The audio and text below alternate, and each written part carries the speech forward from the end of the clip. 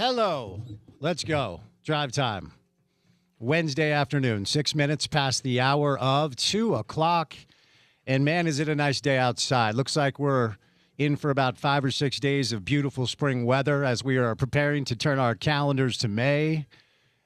I believe May is the best weather month in the state of Utah. I don't know if that's a hot take. But happy Wednesday. You are halfway through that work week. You're one day closer to the weekend. And as it is every day, it is so good to have you with us here on ESPN 700. Spence Checketts behind the mic. Porter Larson behind the glass. Producing the program today, booking the program today. We got a good guest list for you guys.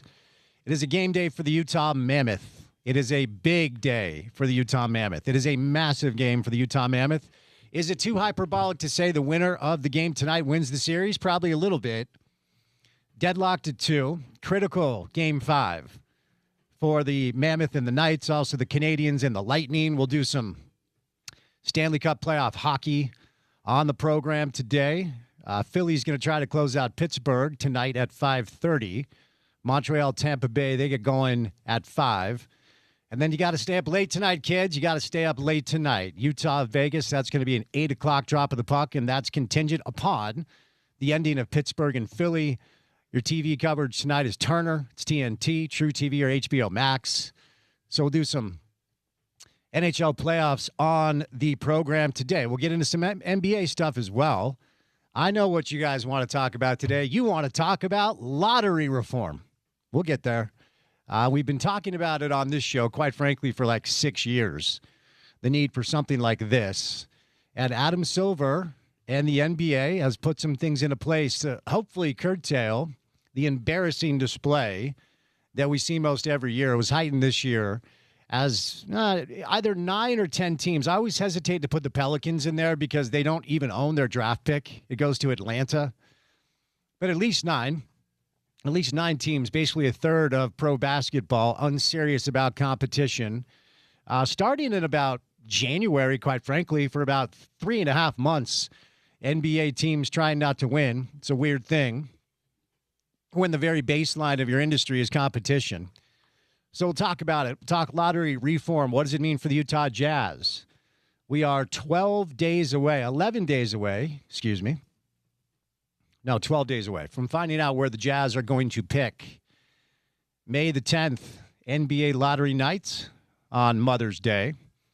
Don't forget to send your mama flowers. Don't forget to be a good son, be a good husband, be a good partner, and let's take care of our moms on Mother's Day. And then let's gather around the TV and watch the Jazz get the number 6 pick and complain about it. It's the most likely scenario. NBA basketball last night, the New York Knicks looked really good. Taking care of the Atlanta Hawks pretty easily, 126-97. You know, we're going to talk about this. The 76ers are a really interesting team right now. I do not think they're going to beat the Boston Celtics. You look at that team on paper. I mean, look, we've been saying this for years. If Joel Embiid is healthy, he's as much of a problem as anyone in the league, maybe not named Jokic or Shea. He's never healthy. He's coming off an appendix surgery, but he was awesome last night. 33 points.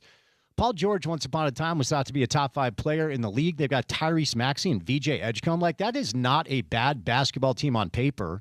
Actually talked to Dave Blitzer about that while he was in town because I'm a name dropper when he was here for the Messi game. Dave, of course, owns Philly. And look, like I said, I don't think they're beating the Celtics, but this thing just got interesting as they won in the Garden last night. And now Boston leads that series 3-2.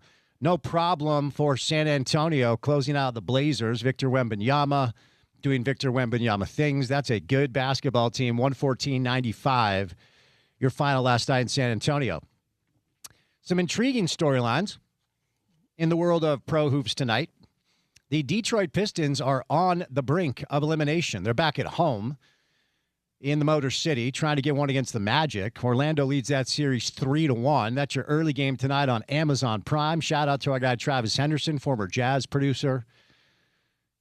And then the most, the biggest eyesore of a series so far, by far, has been Toronto and Cleveland. But it is deadlocked at 2.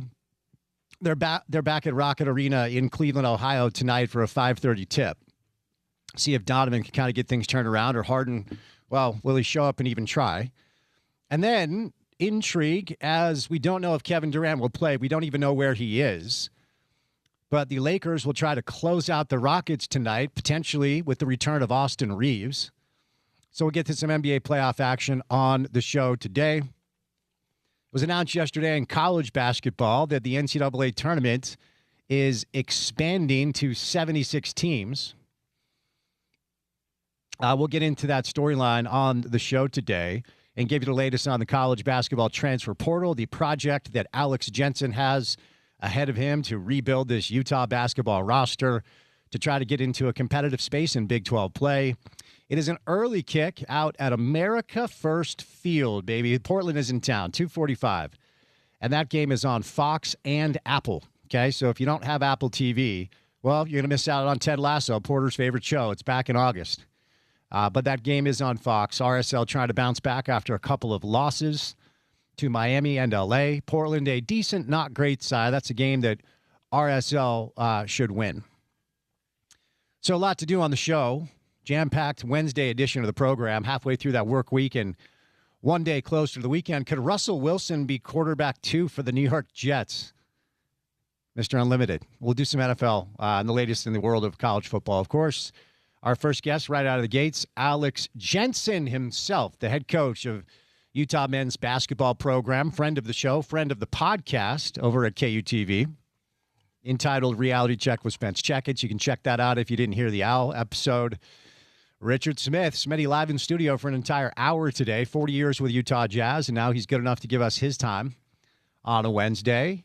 Tim McMahon, Band McMahon on the program, one of our favorite celebrity reporters from ESPN.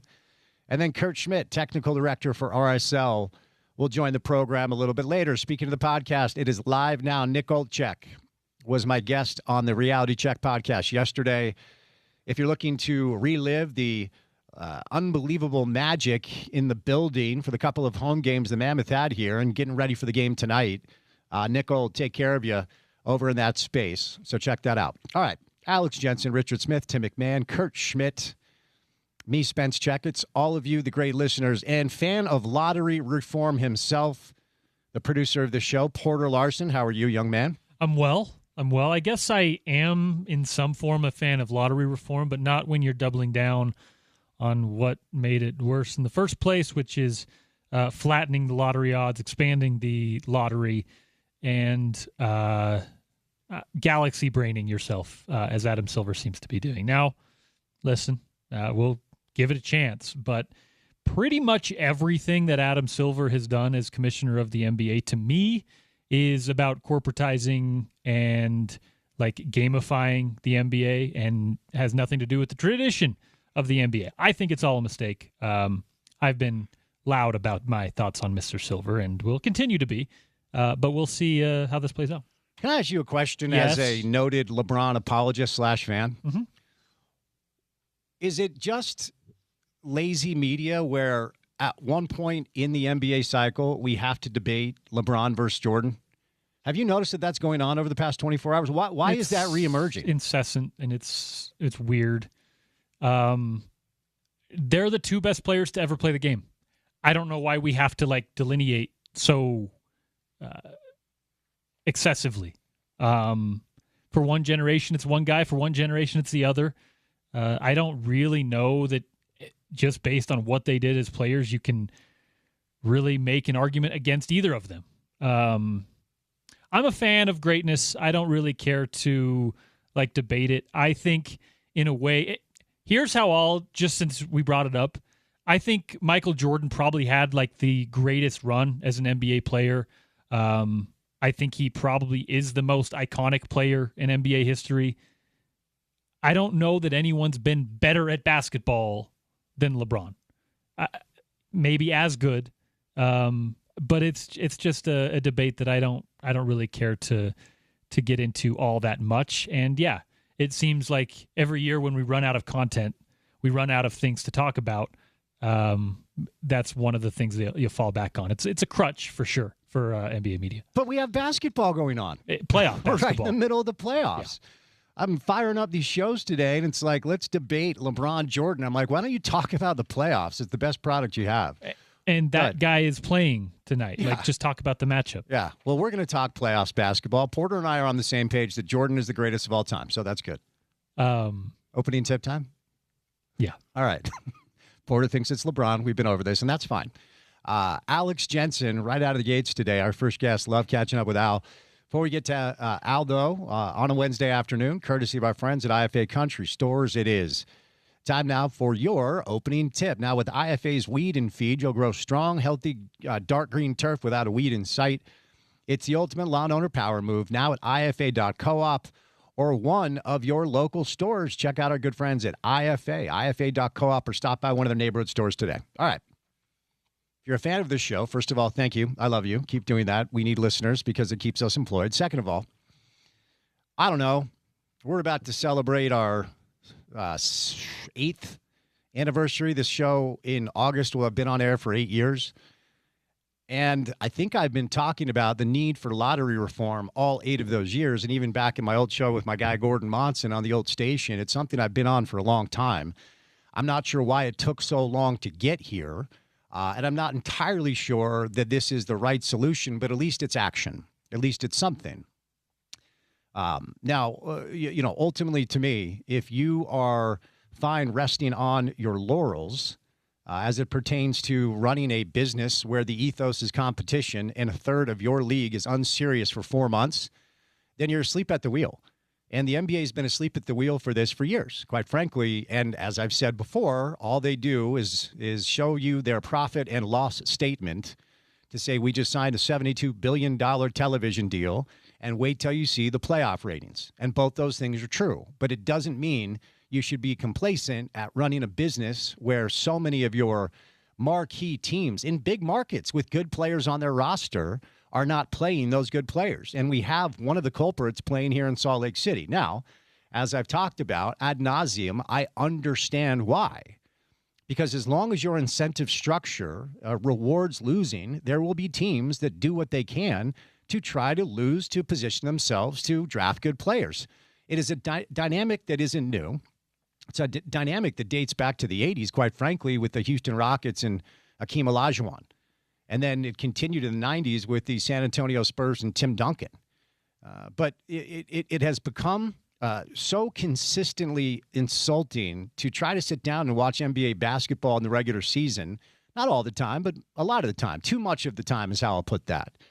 Now, part of it is the historic class this year, right?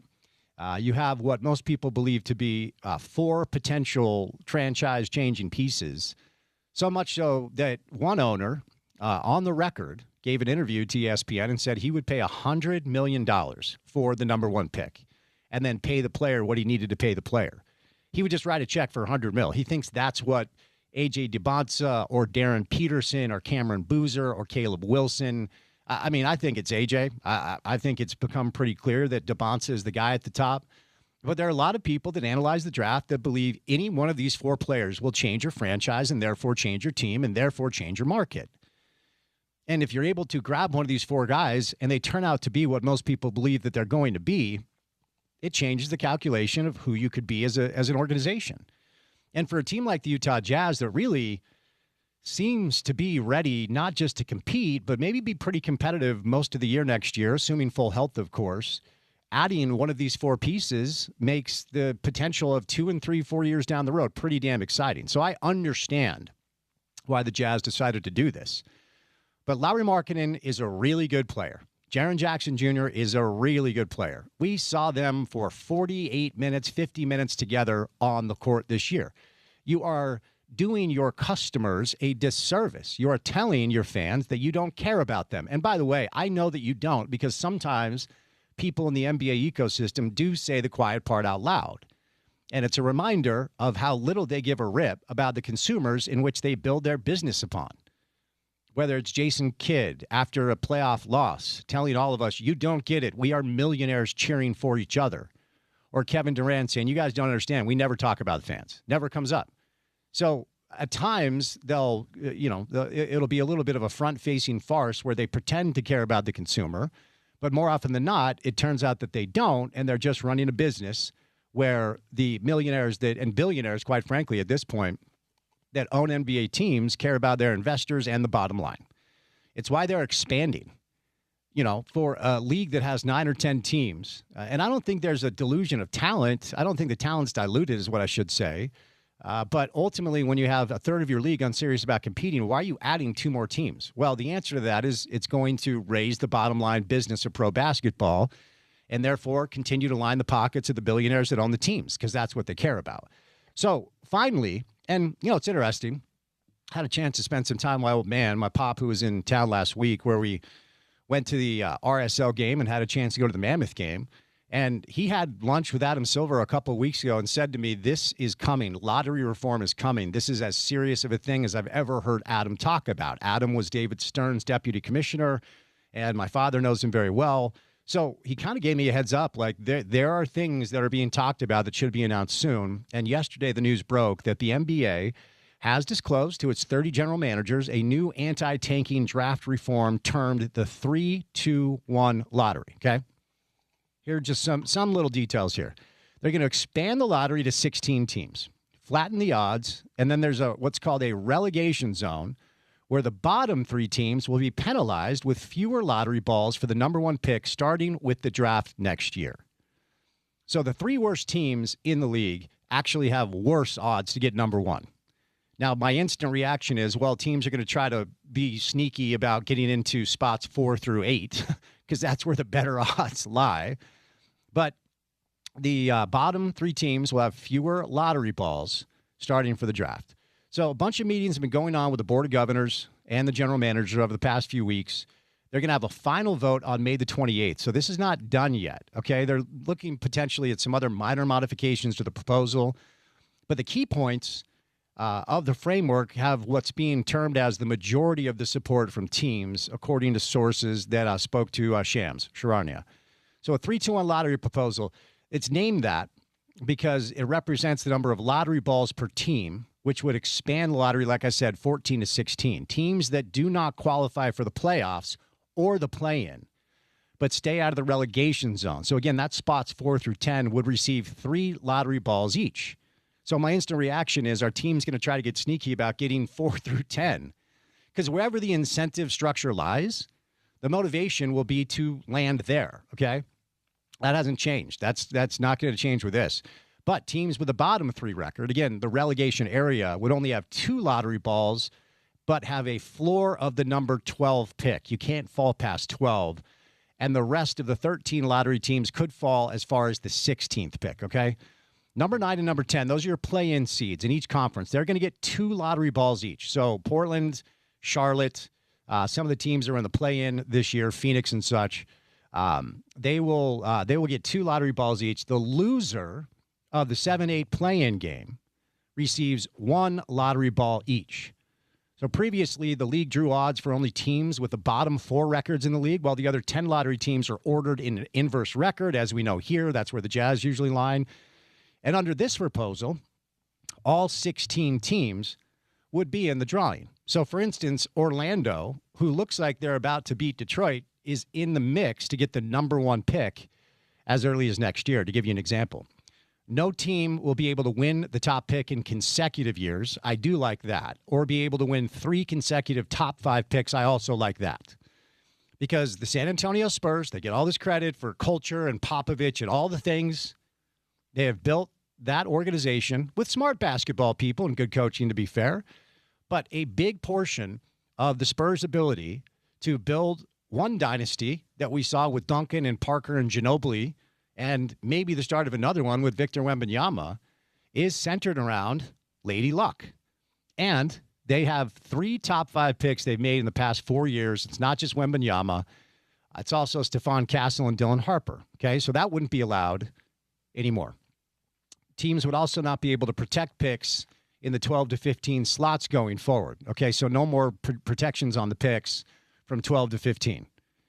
Okay, so there's a sunset provision, which I kind of like a little bit. Porter, something's going on in my ears. The proposal includes a sunset provision so that the new system would expire after the 2029 draft and allow the Board of Governors to continue the system or transition to a new one. I like this because you give it a chance to see if it works. And if it doesn't, you kind of go back to the drawing board. Now, the NBA's current collective bargaining agreement does run through the 29-30 system anyway. So you just kind of add that to what will be on the table when they have to renegotiate the deal anyway. So there's also expanded disciplinary authority to regulate tanking and have the option to reduce lottery odds or modify draft positions for teams under the proposal. So, for instance, the Jazz would fall under that this year because they were fined once a year ago, and then they were dinged $500K this year. So this new proposal, the Jazz would have their pick compromised, which I like. Okay, so the disciplinary authority is now expanded. So this is that's the general framework of what we're going to see. Adam Silver had a couple of statements that he made when asked about the situation. So here's what he said in March, quote, "I do think ultimately this is a decision that needs to be made at the ownership level. Of course, it has business implications, basketball implications, integrity implications for the league. So it's one we take very seriously. We're going to fix it, full stop. And this is the solution they've come to the table with so far." All right, we'll get back to this. Smitty's going to be in studio. Tim McMahon stops by as well. We'll catch a break. Alex Jensen is our first guest on a Wednesday edition of the show on ESPN 700.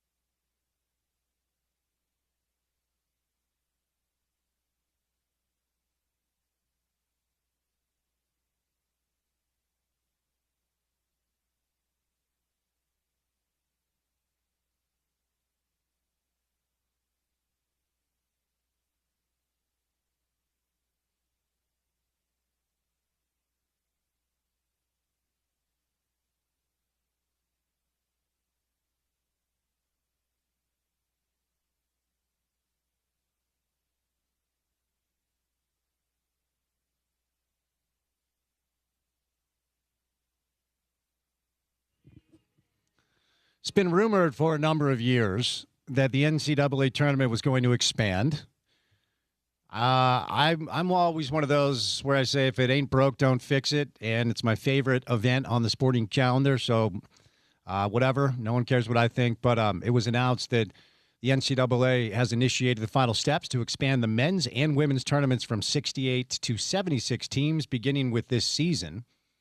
I would imagine our next guest has some thoughts on this. You know, he nearly won a national championship, played in a Final Four, a bunch of NCAA tournaments. He's the head coach of the Runnin' Utes, Alex Jensen. Happy Wednesday, sir. How are you? Good, Spence. How you doing? I'm well. I appreciate your time. So give me your thoughts on the news that the NCAA tournament will expand from 68 to 76. You know what? I heard you say that I think I fall in the same camp as you. If it's not broke, don't fix it. And I will say this, with all the other issues that I think we need to address, that falls pretty far down the list. But, you know, there's money to be made. Yep. And the bottom line is the bottom line. I'm an adult, Alex. I know what capitalism means, but, you know, at some point, like, is that going to be the only motivation? But since you brought it up in that context, let me just kick the tires. What do you think some of the other issues are that are plaguing college basketball right now, and what would you like to see done about that? Well, you know, I don't know if we have enough time in this segment to cover it all. I know this. There's not a lot of rules right now, I think. And, you know, again, it's been interesting for me navigating, you know, you get different answers, and I don't think anybody has the answers to a lot of it. But I think there's a few simple guardrails you could put in to make it easier for everybody. What about the job, whether it's simply coaching the team or everything you have to deal with away from the court has caught you off guard the most? Maybe you underestimated when you took the gig a couple of years back now. You know, it's a really good question, and it's hard to pinpoint one thing. I know, you know, I've been out of college basketball for a long time. I think just as a whole, navigating the landscape, you know, because I had a lot of questions, and you know, you get different answers, or there's really not an answer to it. I think that's been the hardest thing, because you know, it'd be nice to know, because you know, you get an answer, and then as you go throughout, you know, I took the job, and you go throughout the process, you realize most schools aren't getting the same answer or not operating by the same rules. So that's probably the frustrating thing. I like to, you know, give me my guidelines, and I can work within those pretty easily, I think. But yeah, there's just a lot of things. I think it's kind of out of control. And you know, for instance, a kid can sign a contract in the portal, and then he can, after signing the contract, he can still enter back into the portal. It's very, you know, one-sided, I think, right now. Were you always of the mindset that players should be paid? I mean, I'll just speak for myself. I always found it weird that this was a multi-billion-dollar industry built on the backs of employees that weren't being paid. I thought it was a direct assault and, quite frankly, a legal way to operate a business. And the Supreme Court essentially threw the NCAA out and said, you are a serial antitrust violator. Go figure it out. You were a local kid, a local legend who played at the University of Utah, probably could have made a grip of money, and you've done okay, Al. So, I'm not going to ask you if you wish you got paid, but were you always on the side of the players do need to be compensated? Yeah, no, I think, you know, like you said, the courts decided, like it legally, it makes no sense. Like it, you know, but you know, the hard part now, I think, which we're all experiencing, is where do you draw the line? Who's worth what? And I don't think many people want to touch that. But, you know, I will say this. It's kind of a blessing and a curse for the players. And, you know, I was fortunate to have, you know, my timing with my teammates and coach. And easy for me to say my situation. But I gained a lot more from my college experience than it was worth. You know, the relationships and the experiences I went through were worth more than any money I could have made. And I truly mean that. Like it's, you know, I often say with players, you got to think about the next 20 years, not the next 6 months or next year. Yeah. What do you think? If he were with us today, what do you think Coach Majerus would say about the current landscape of college basketball? He'd have plenty to say, and I don't think I think he would struggle to navigate because I think you find that with I don't want to speak for you, but with Saban, I think that's what finally got him out of it. Those true old school coaches, and I think you're finding that a lot with a lot of the older coaches in college basketball. Like it's hard because it's becoming less and less about playing basketball, but everything else. Since you brought up the football thing, I don't know if you heard, Alex, but Kyle Whittingham lives in Ann Arbor now. I'm not sure if you caught that news. I wonder if you've yeah, I heard something. Okay. I wonder if you've had a chance to get to know Morgan at all. Morgan Scally, friend of the show, who I've known a long time, just like I've known you. Great guy, and love Whit. Happy for what Whit built here. Bullish on what Morgan can do. I wonder if you've had a chance to kind of get to know him a little bit. Yeah, no, Morgan, we crossed paths when we both played here. I think can't remember the exact years. I was a little bit older than him, but yeah, no, we've been able to cross paths. I've called him a couple times to pick his brain, obviously, because he's gone through the landscape, and it's very different, but at the same time, there's a way to navigate it. But no, Morgan, I look forward to spending more time with him, and hopefully we can, hopefully maybe join forces and as a university and navigate this whole space. Yeah, make it easier for each other. For sure. I think the two of you could be definitely a power duo in that direction. How have you managed, the delicate yet necessary relationships with people that write checks for the school? I mean, Morgan talks about this pretty openly when it comes to donors and boosters and the obligations you have there as the head basketball coach. How do you navigate that space, Al? It's interesting because I think a lot of people, rightly so, have a hard time, the pay for play. That the NCAA's caught in that conundrum because they don't want to call it pay for play, but that's exactly what it is. And the sooner we realize that, and it's fine. But I think I don't want to speak for Morgan or anybody else, but when I came here, I didn't come here for to be good for a year or two, then go somewhere else. But it's kind of like thinking about the next, even when I'm gone. And I think there's a sustainable way to do it instead of like going out every year and trying to get as much money as you can. You get a longer term commitment. And I think it's, I think there's a different way to explain it as well. But there's a lot of ways I think that, donors can contribute other than, just writing a check so that we can go pay players to come. And, that's kind of what we're kind of navigating now because, the rules are so vague. But I think there's creative ways you can do it where it can kind of benefit both sides, if that makes sense. For sure. Kevin Young gave an interview to The Athletic and was very transparent about the financial model that they follow down at BYU. And he kind of drew a parallel to pro basketball where he essentially said, we want to max out our top three guys. And for them last year, that was AJ, Rob Wright, and Richie Saunders, and then use the rest to kind of fill out the roster. Do you, and Wes Wilcox, your GM, spent a lot of time in the NBA, very sharp guy, and I'm sure he's all over an approach. But do you have kind of the same type of philosophy? Do you have, what's your insight there? No, that's kind of, I think it's ours is still forming, I think. I wouldn't say that's what we want to do. It's kind of like what the NBA's been forced to do, right? Whether they're good enough or not, there's not a, you max. Hopefully you get enough good players. You get two or three guys you can max, and then you fill in around them. I'm not saying we won't do it, but I think, again, I don't think as a program we're in that right now. We're in that area where we can go get those three guys, if that makes sense. Mm-hmm. I think, we're trying to figure out a way forth where, you do a combination of freshmen, Europe, and the portal. And, maybe I'm naive, but, that was kind of the fun thing about college. I think for myself as a coach, I think for fans is when you see a player kind of develop. But I wouldn't say, I don't think we're trying, I'm not saying we won't go there, but I think we're trying to not do it different, but we're not trying to emulate kind of like the NBA model because it's kind of it's different. If Wes needs an assistant GM, do you need my resume? You know what? I'd love to have.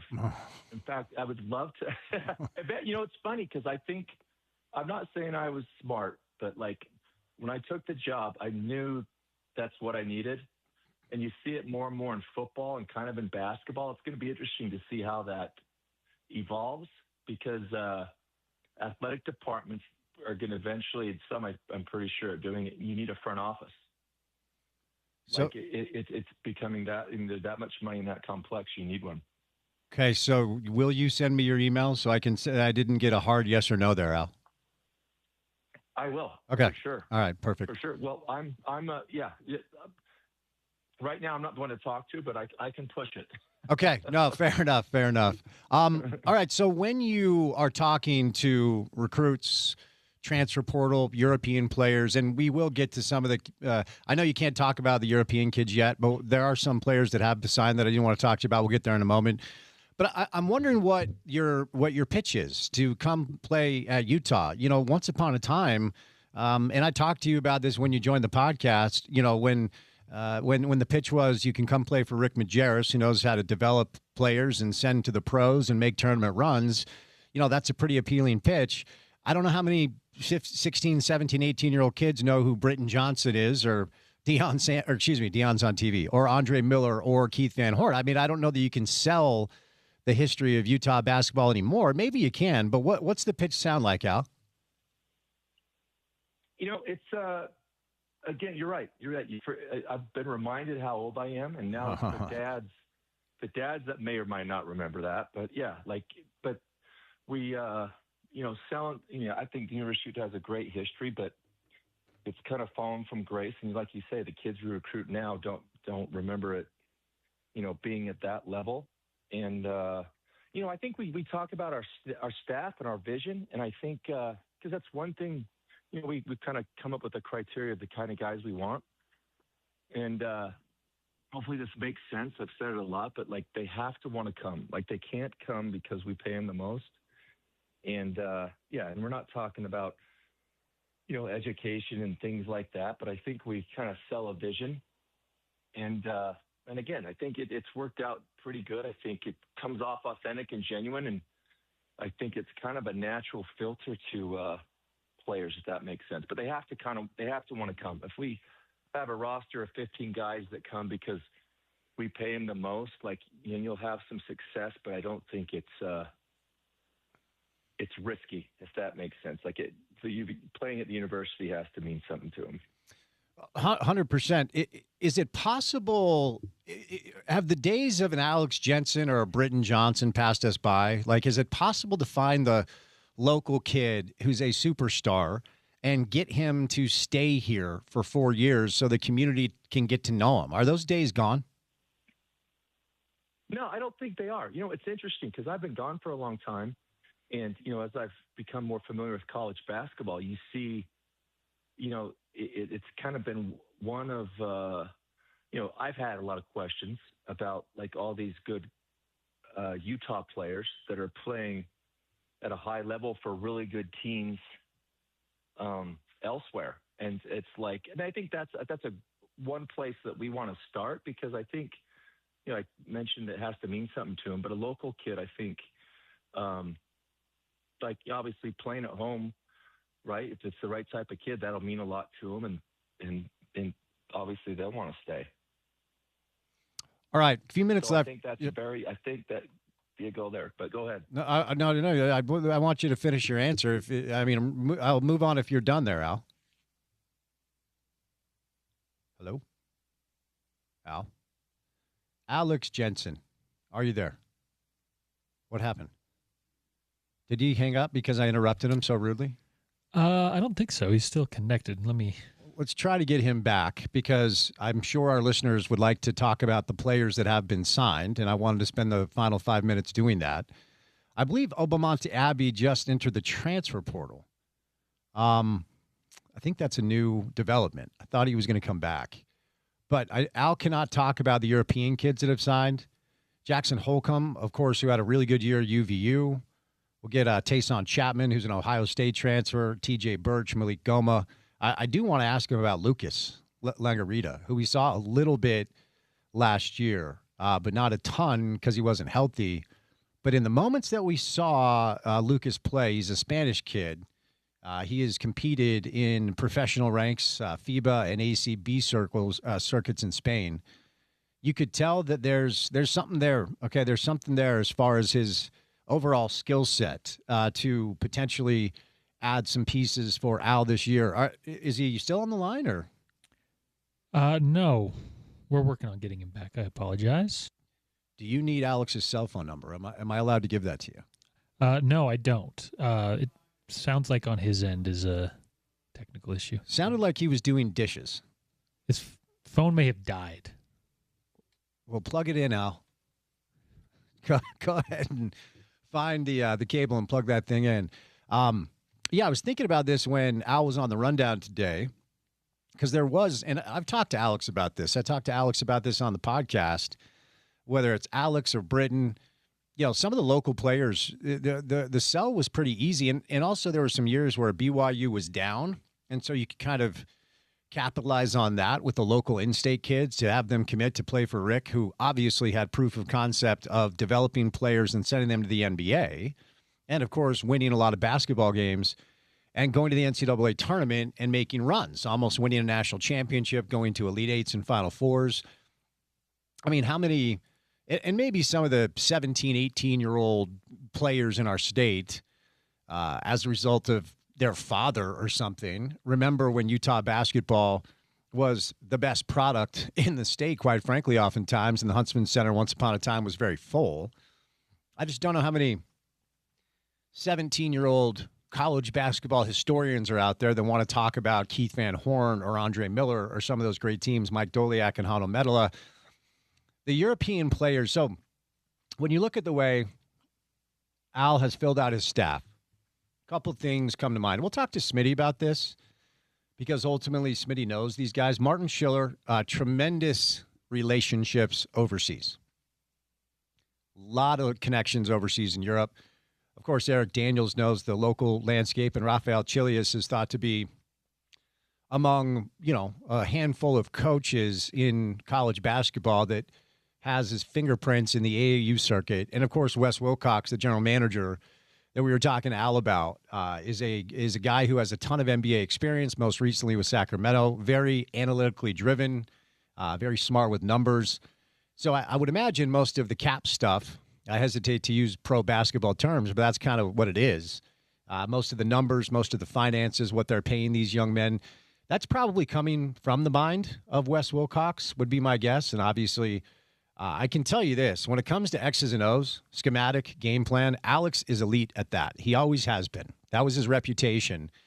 As a college basketball assistant, it was his reputation as a G League coach, where he won G League Coach of the Year. I guess it was the D League back then. Won a D-League championship. And the other thing where you look at everywhere Al has been, and this is maybe the main reason why I think he's the guy for the job. I think there are several reasons why Alex is the guy for the job. I want to be clear about that. Obviously, it's his intimate knowledge of how the game is played, his ability to prepare his players and implement game plans. But it's also about the fact that that dude has won at every single stop as a player and as a coach. As a player in high school, state champion. As a player in college, Final Four. A D-League championship in the D-League. Quinn Snyder's lead assistant for 9 years, and 7 of those years, very elite basketball.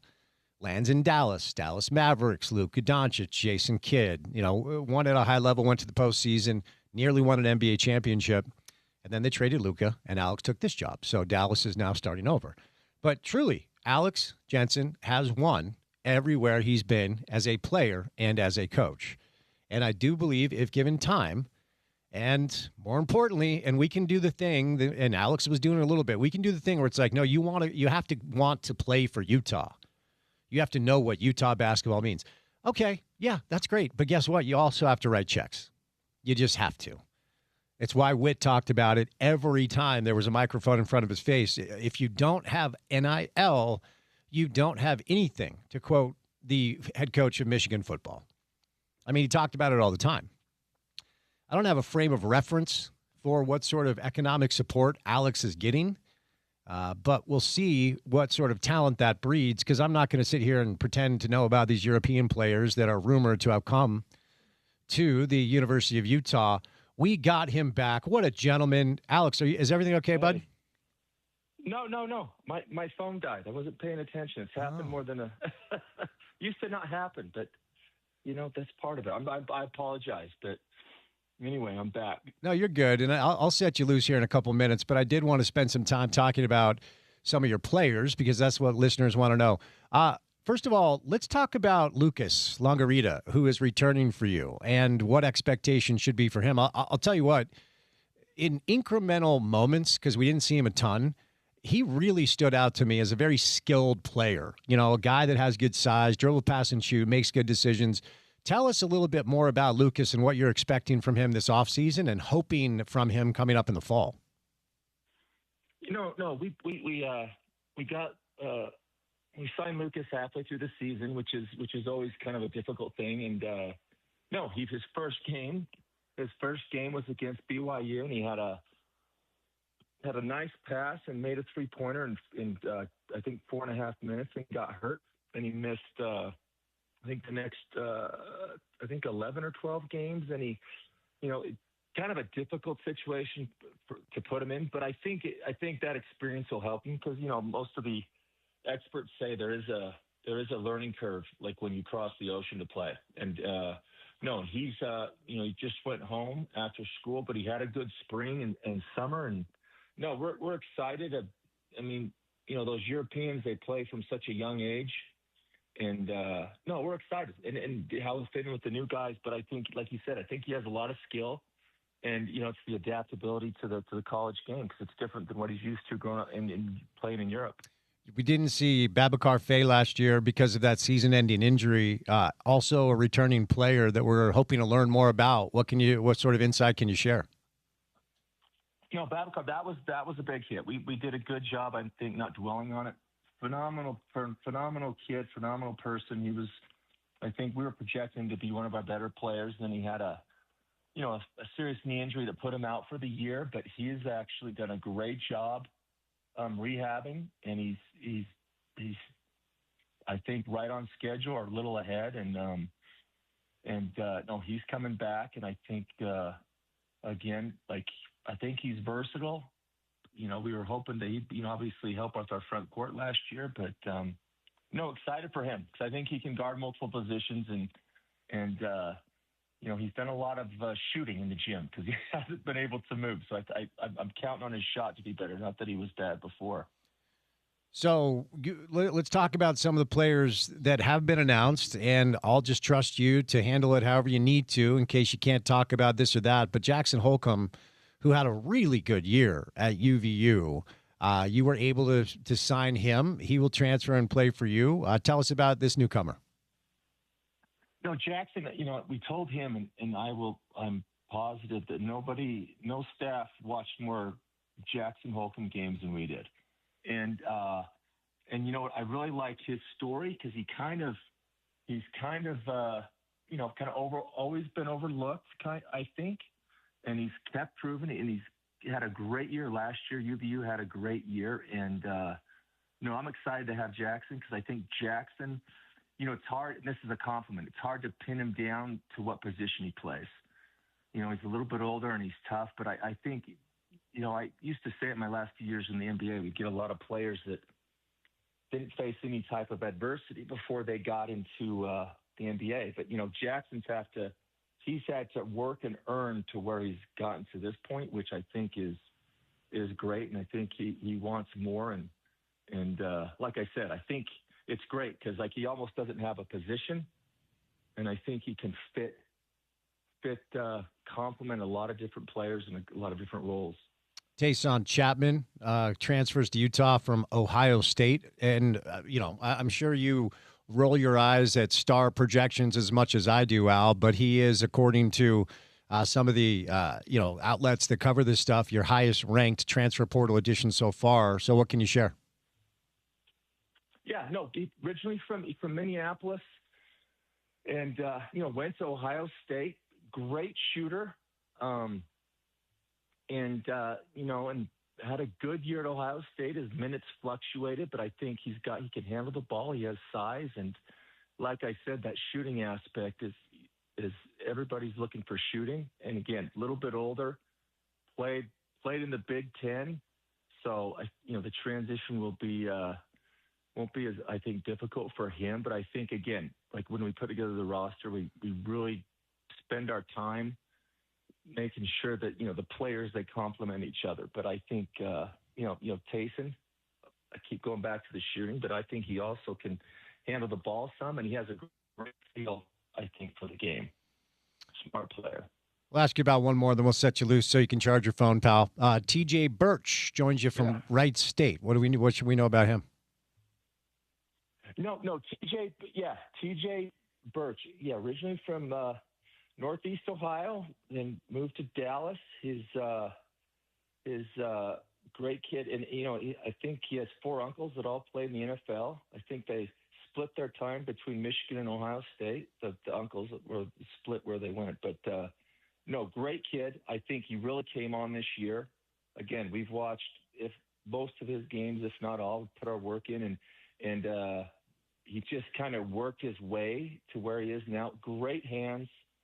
Great on-ball defender, and I think he's like his potential. Now he's smaller, and it's one thing that it comes with age, right? The girth and the strength. But great hands, great on-ball defender, good shooter. But again, kind of talking about Jackson, kind of earned his way to where he's got now. He wasn't a highly ranked kid or whatnot, but anyway, excited about him as well. All right. Appreciate the time, my friend, and thanks for calling back. You didn't have to do that. Oftentimes people won't. So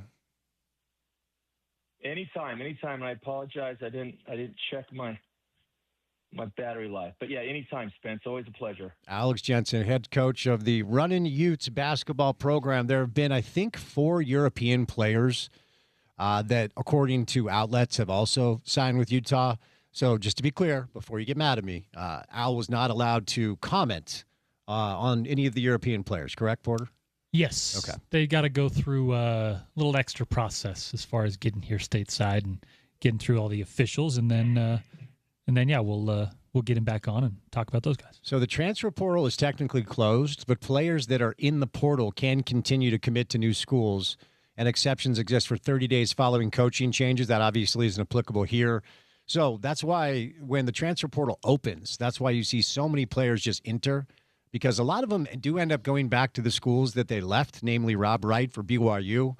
But if you're not in the portal, obviously you can't transfer. So portal closed as far as the ability to enter it on April the 21st. I did not see that El Bamonte Abbey had entered, so leaving only, I believe, 2 returning players for the Utes. So it's going to be a brand new team once again. All right, we'll catch a break. 1 hour down. We got 3 hours to go. Smitty, live in studio coming up. Tim McMahon later on. Kurt Schmidt, too. Busy Wednesday show. Good to have you with us on ESPN 700.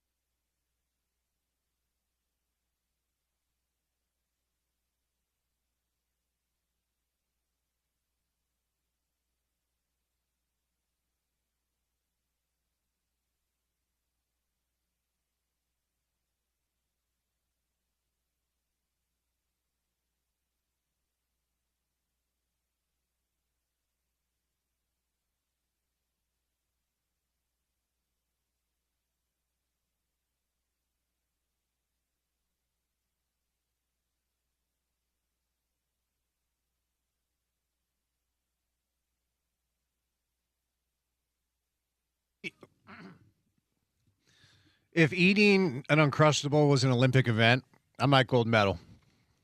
That was fast. Not if I'm around. Oh, that's fair. I only had one today, dude. I got to go to the grocery store. Porter didn't get his Uncrustable today, unfortunately. Richard Smith, live in studio. Hello, sir. How are you? Spencer, I am doing great, and not as good as you with the Uncrustables. You know, maybe you should lobby those guys who do the 4th of July thing in Brooklyn. You know, the hot dog eating. Stuff? You know, maybe Nathan's could do a side contest of the Uncrustable thing. You know, kind of lead in. You know, I mean, like an opening act kind of thing. You know, here's where some of the amateur, the second division guys, they can't go for the hot dogs, but they seem to do good with the Uncrustables. So we're going to have a contest with that.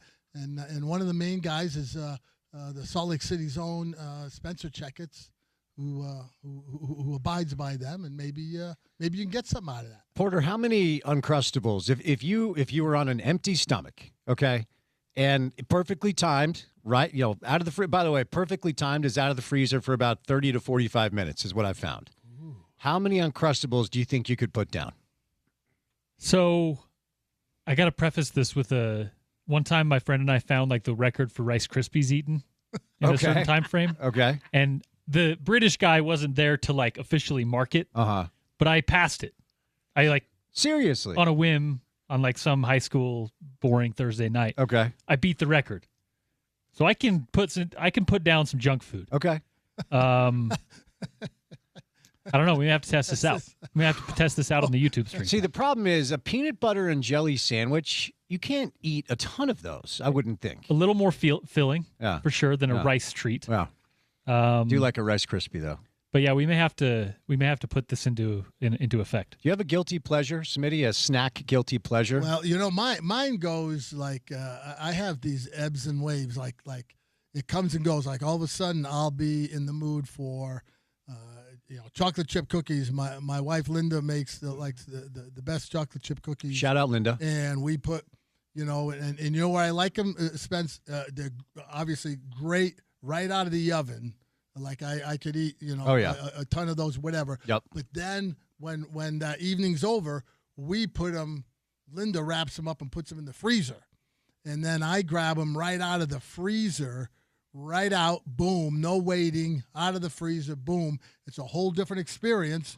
But it's a fun. It's an enjoyable experience. I like that. Okay. So I'll go in waves, like where I'll be on the chocolate chip cookie binge for a while, and then I run it into the ground, and then I go on to the next thing, whatever the next thing is, But, in the freezer? Yeah. Yeah, you've never done that before. No. Yeah. Well, the other one that's in the freezer right now, as we speak, is my last box of my 5 boxes of Girl Scout Thin Mint cookies. Okay. Now, those you buy those, you go right to the freezer. I agree with that. Right in the freezer.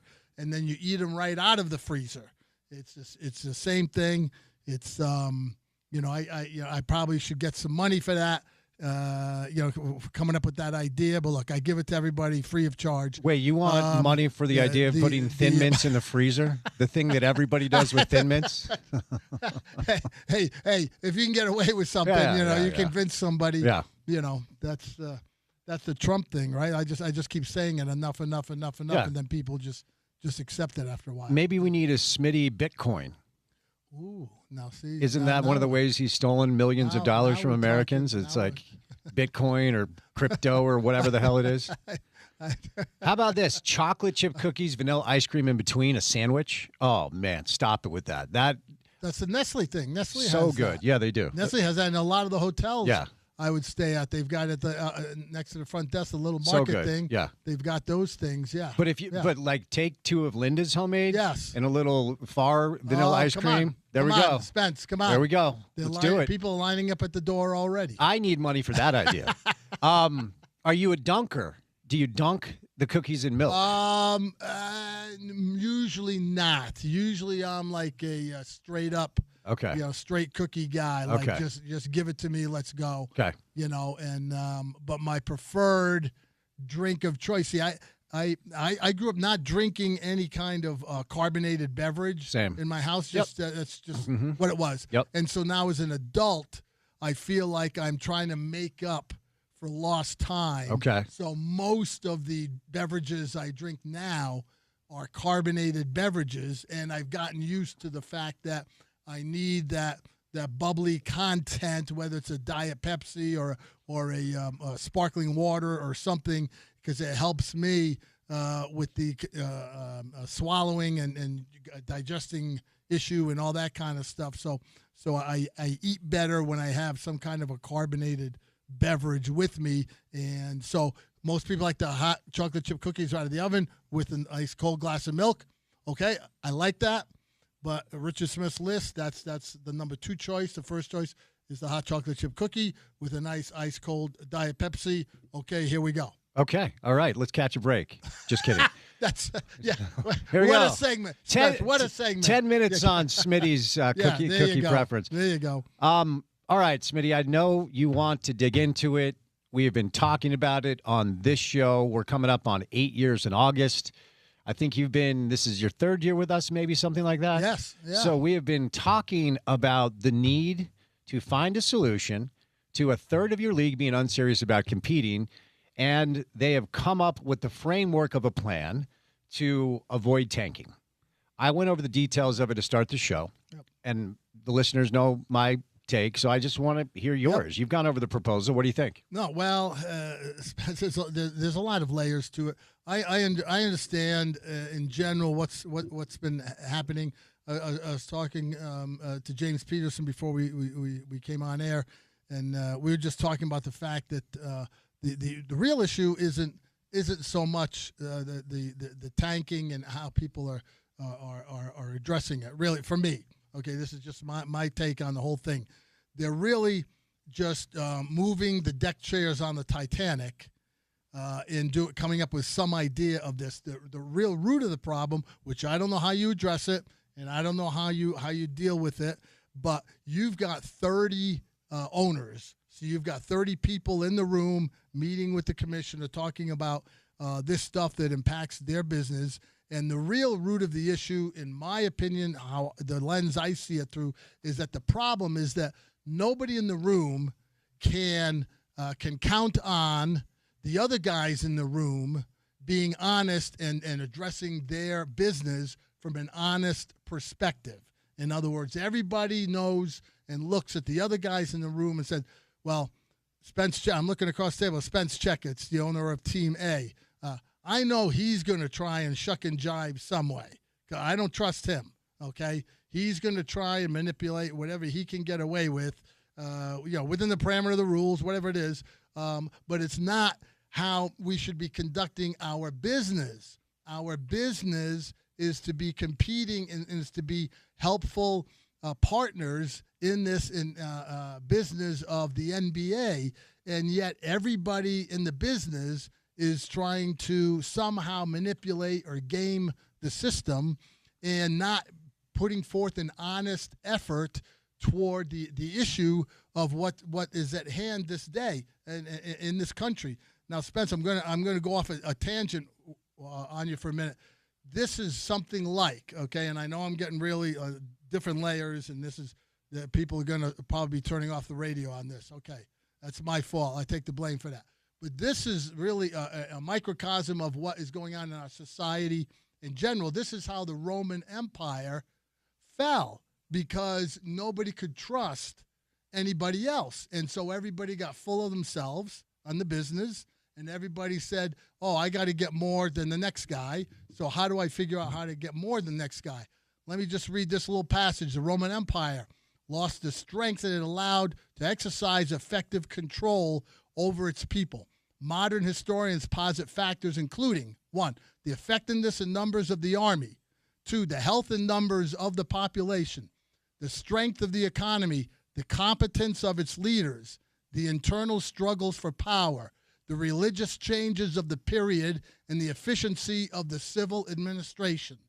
When you look at it from 30,000 feet, this is the issue that's happening in the NBA, right down to our little microcosm of professional basketball. None of the people who are in charge running none of these people got the money they got to own an NBA team, Spence, by conducting their business in the way they're conducting their NBA business now. That's the thing that's very disheartening and discouraging to me.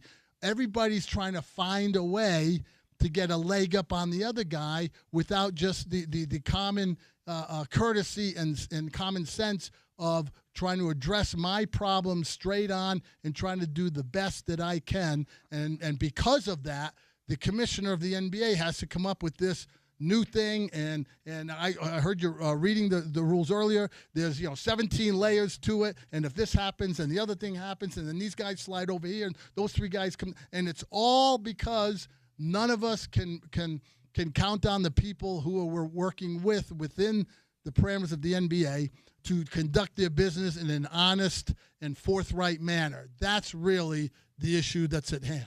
So in this example, Adam Silver is Romulus Augustulus. Well, hey, whoever you got. I mean, okay. No, seriously. I mean, I know that's going out on a limb, but think about it for a second. We're trying to figure out something so that owner A isn't going to cheat again. And oh, by the way, owner A got fined, $500,000 this year, and last year got fined $100,000, and that didn't seem to make a difference. So now what we're going to do? Well, we're going to change the rules. Okay, I said to James earlier, I've been listening lately, re-listening to George Carlin stuff, and if George Carlin was alive now, he would be going bonkers on the NBA and the way that the owners are treating their business and the way they're doing this stuff.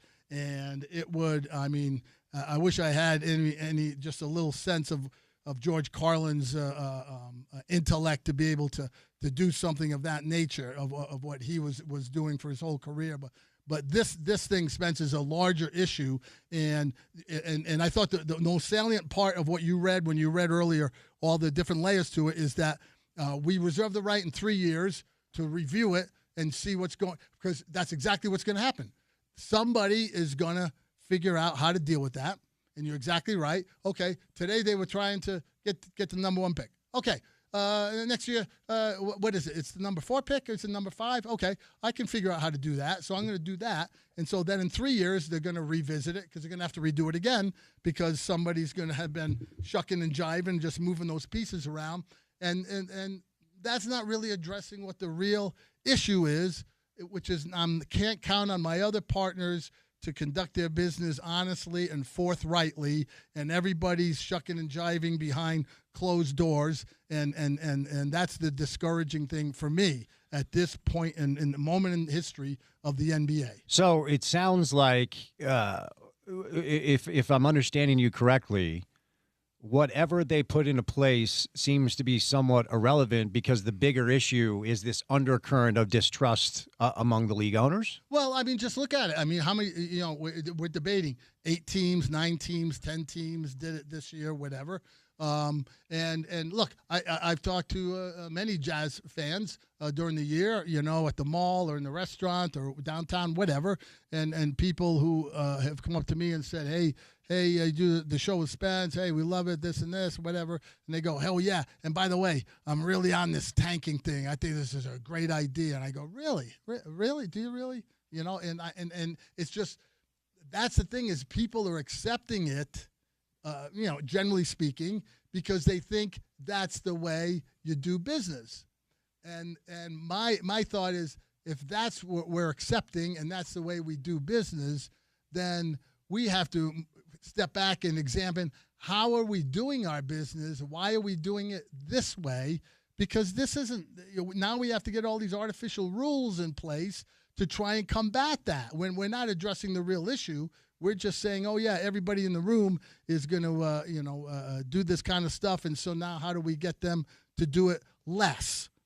Okay, well, they're going to do it less. They're just going to move from this part of the room over to the other part of the room and handle it that way. And it's I just think it's a bigger issue that I don't have an answer for, and I don't know how you do that. But I'd be very interested to sit in the room with the 30 owners and look guys in the eye and say, so Spence, you own a multi-billion-dollar corporation. You're a multi-zillionaire. You're the third richest guy in the world, Steve Ballmer / Spence Checketts, and this is how you choose to do your business in this particular business in the NBA. You're okay doing it this way.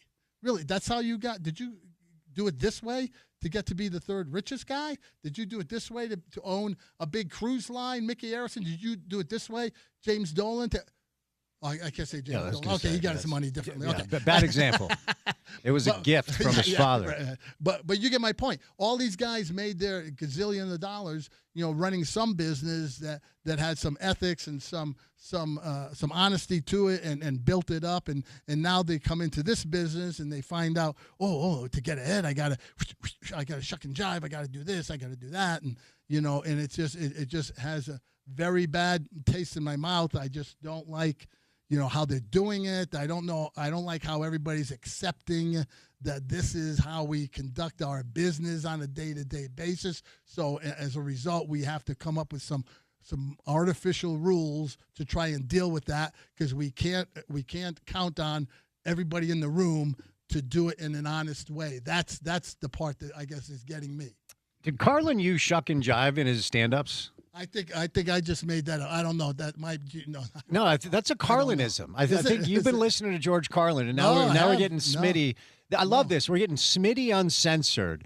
It's like half Richard Smith, half George Carlin on the radio. This is excellent. Yeah, I wish that was the case. I'm just George Carlin. When you listen to some of his old stuff, Spence. Oh yeah. When he gets going, I'm a huge fan. And he's on stage.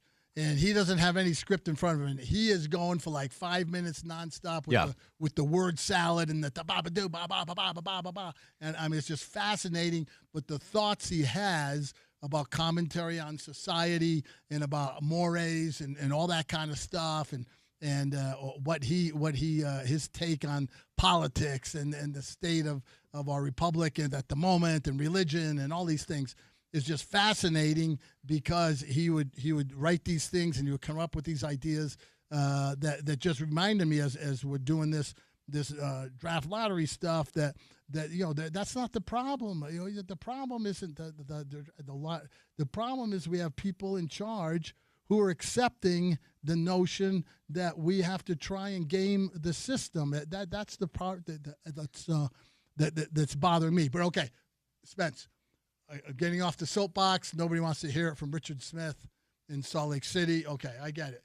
That's. Did you see the Carlin documentary? Yes, no. So that's good. What started me. So good. Started me on. I didn't know he was like this straight-laced weatherman, and then decided to do a bunch of psychedelics, and then leaned into being a stand-up. I didn't know any of that about it. Yeah, so in the mid-late 60s, he was with his partner was Burns and Carlin, Jack Burns, who was a comedian, and then they decided in '68 to go their own separate ways. Jack Burns wanted to do some more, try and do TV/movie stuff. George Carlin wanted to be more of a stand-up comedian. And then George Carlin was, if you see him in early bits on Ed Sullivan or Mike Douglas, those kind of TV shows, he was in a suit and tie. I didn't recognize him. Clean cut. Because I only knew him later on. Yeah. And so in '69, he decided, I got to differentiate myself and try and be something different. So for a whole year, he didn't go on TV. He didn't do anything in that kind of venue. He just worked in a little coffee shop down in the Lower East Side, doing stand-up at the Cafe Go-Go, and he just did that every night for a whole year, while he not only wrote more material and got different stuff on the political scene, but also grew his hair out, grew his beard, decided to get rid of the suits, started wearing a T-shirt, tie-dyed T-shirt, and then when he came back to TV a year later, the guys who were bringing him on go, hey, here's George Carlin. Whoa, George Carlin, what happened to you?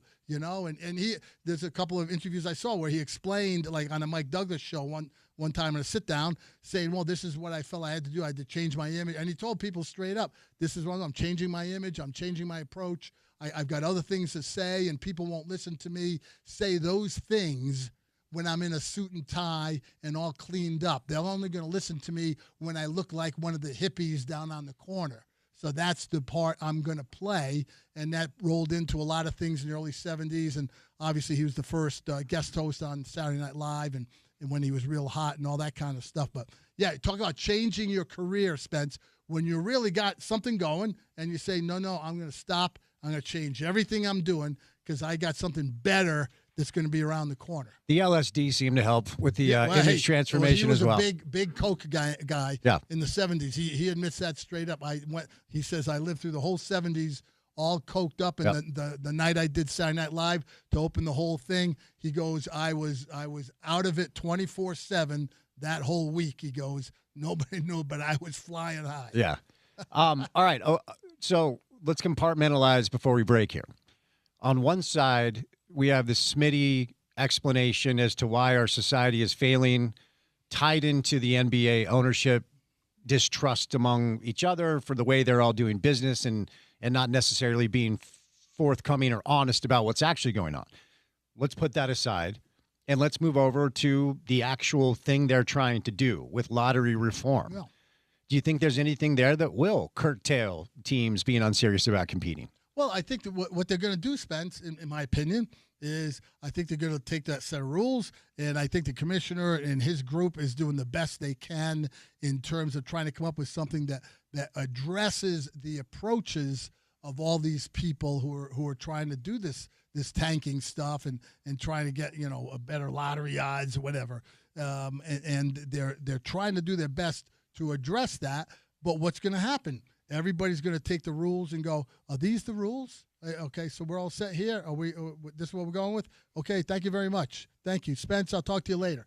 And they're going back to their group, and they're sitting in a room, and they're going to go, here are the rules, figure out how we can do this the best way we can do within the rule, which is what they're doing now. They haven't been doing anything that's quote, illegal. They've been, okay, you want to talk about the mores of not playing your best players and trying to lose games and with no regard to the ticket buying public or your season ticket holders or your suite holders or your advertisers or your the people who pay for signage in the arena or the advertisers on TV and your broadcast, because last time I checked, all these teams, and it's not just the Jazz, all these teams who were doing this, they weren't giving discount rates to their advertisers or their ticket buyers for these games that were playing G League guys every night and posing as NBA players.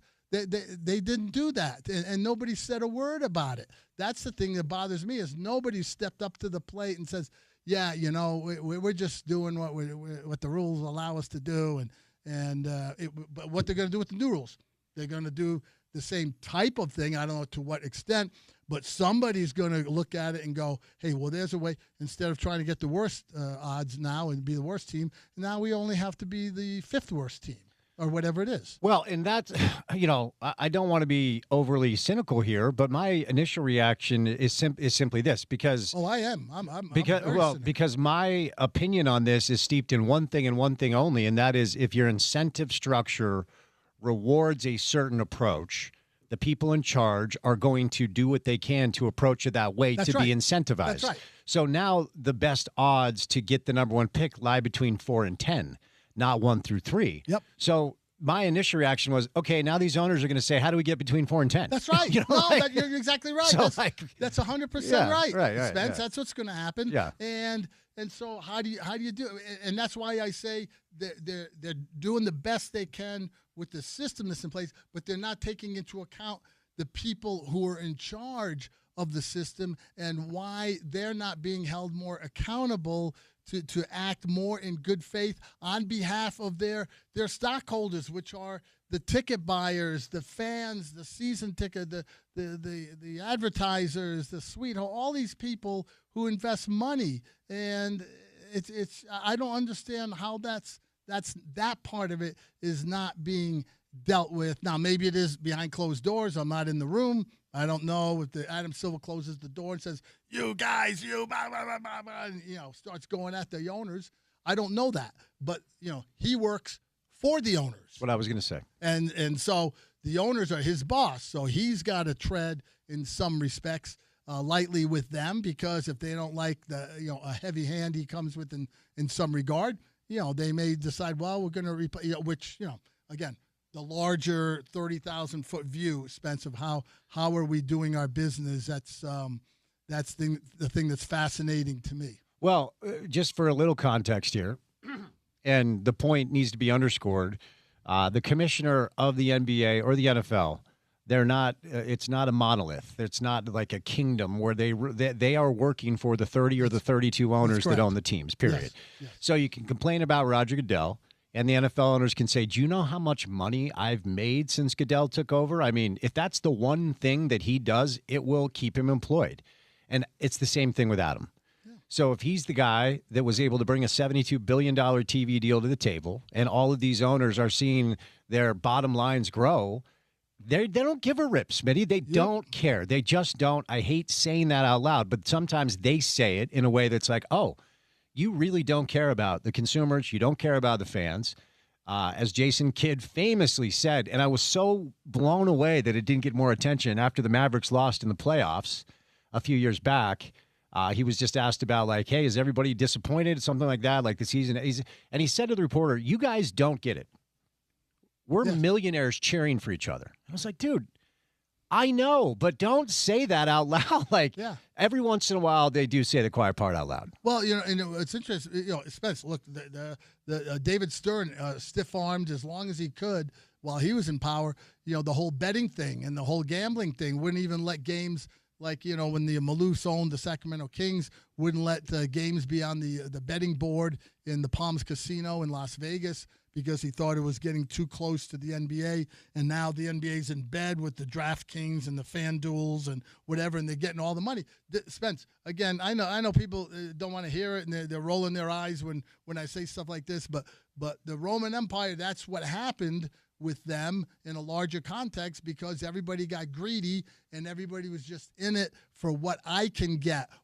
How can I make something out of this? And so if I can get another $10 out of it, that's what we're going to do. That's what they're doing with all this stuff. And that's the part that's disheartening to me in terms of the straight level, flat, competition, come to work, do your thing. Let's see who the better person is tonight when we get on the floor and compete. And for a lot of the teams the last couple of years, we haven't seen that. And that's the thing that's discouraging. It's like we're off on this side trail and I don't know where it ends up, how it keeps leading us that way. Yeah, it's going to be interesting to see how this shakes out, whether or not it actually makes a difference. They did, it's on the table to implement the ability to even be a little bit more punitive with punishment. And if you kind of read the letter of the law there, that would mean the Jazz pick this year would be compromised because the NBA is now reserving the right to say you sat your best players, you directly impacted the integrity of our league, so you do not get a top 5 pick because of the way you approached it. That's now on the table. Yeah, and again, that's a way of trying to deal with it, trying to make some sense of it, but also admitting in some way, some fashion, that I don't really trust you guys to do it the way it's supposed to be done. So if I think you're doing something that's not right, I'm going to hold the ability to kind of slap you on the wrist or hit you upside the head and have some kind of punishment that'll really mean something to you. Yeah. Yep, we'll see. I mean, there are a lot of takes going around here. The current lottery odds were established in 2019, and they're already flattened from the odds the league used from 94 to 2018. So the flattening of odds is not new. I don't know why they're presenting this as something that's new. And it hasn't worked, by the way. Right. Well, it hasn't worked. I think in part, my opinion is because people aren't just rolling their best players out. And look, I've said it before, Spence. I open this door to our studio, and I bring in Larry Miller, I bring in Jerry Sloan, or I bring in Frank Layden, and you're going to explain to them this is how we're going to run our business this year. We're going to try lose games so we can grab that top 8 protected pick because we might get the guy who's the 5th best player. What are we doing? No. It's just it boggles my mind that's the position that we as a larger group, as a societal group, are in, and that most of us seem to accept that with a shrug. Well, I guess that's the way we do it now. Richard Smith making the NBA great again, one take at a time. Hey, I got to get a hat for that. Real quick before we catch a break, under the new proposal, teams 1 through 3 would have a 5.4% chance at getting 1. Teams 4 through 10 would have an 8.1% chance. teams 10 through 9 would have the same chance teams 1 through 3 would have, 5.4%. And then the 7-8 play-in loser would have 2.7%. So, for instance, Orlando, who may knock out Detroit tonight, would have about a 3% chance of getting Orlando would have a 5.5% chance of getting number 1. The play-in loser, so Golden State would have a 2.7% chance of getting 1 this year. But the best odds lie 4 through 10, and so teams are now going to try to land 4 through 10. It's a wild thing.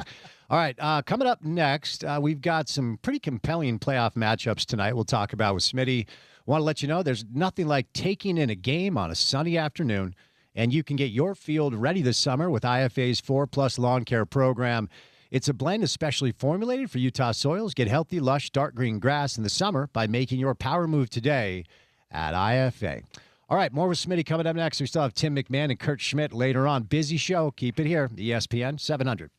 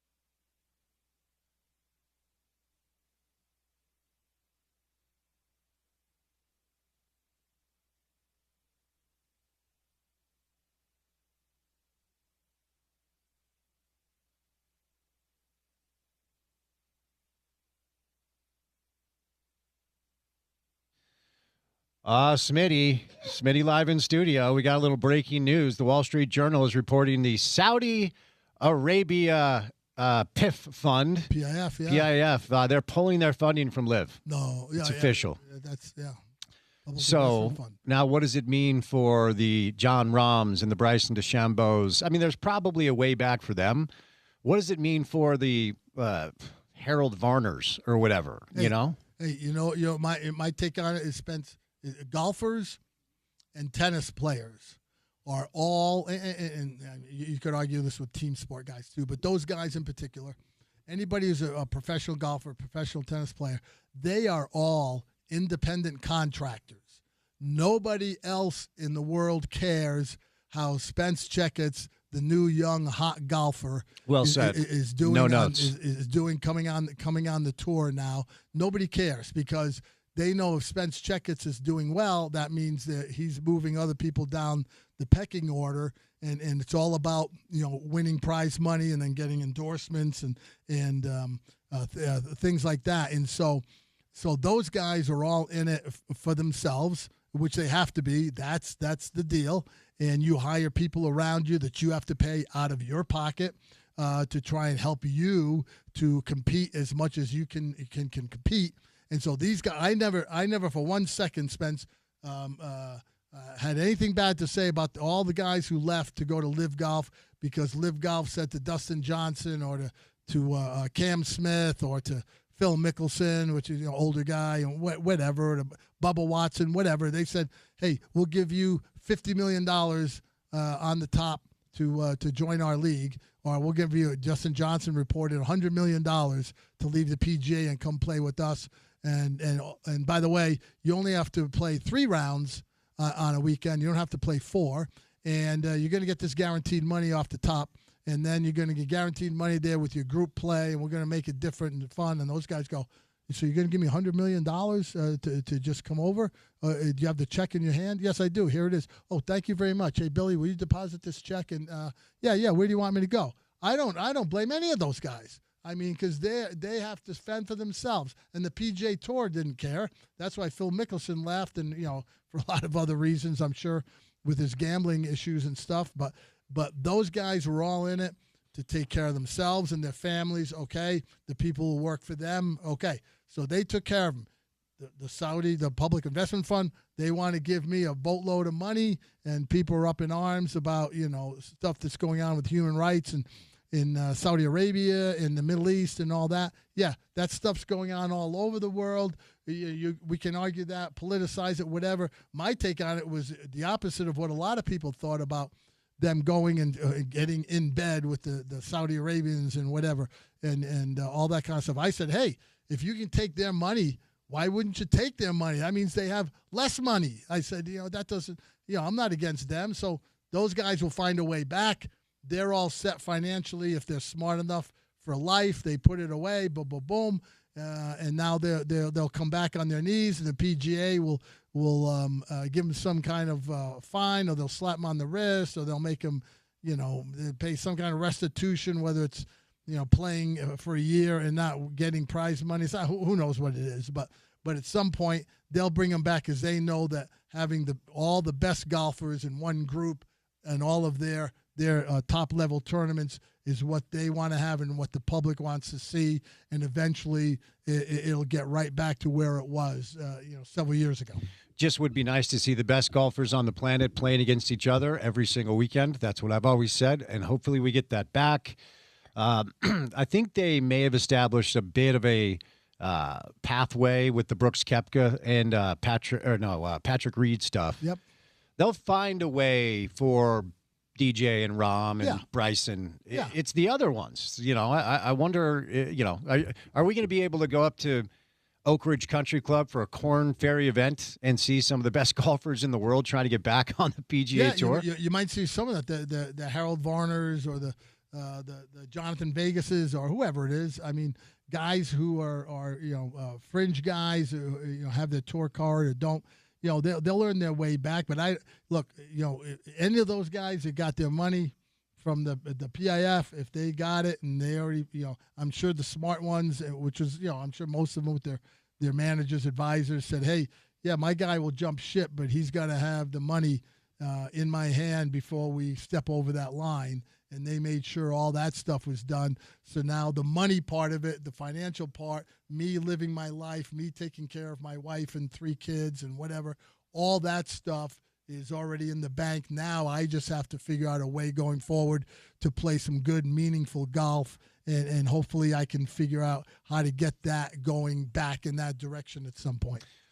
All right, Smitty, let's get into some playoff stuff. The playoffs, of course, are here and for the most part have been good.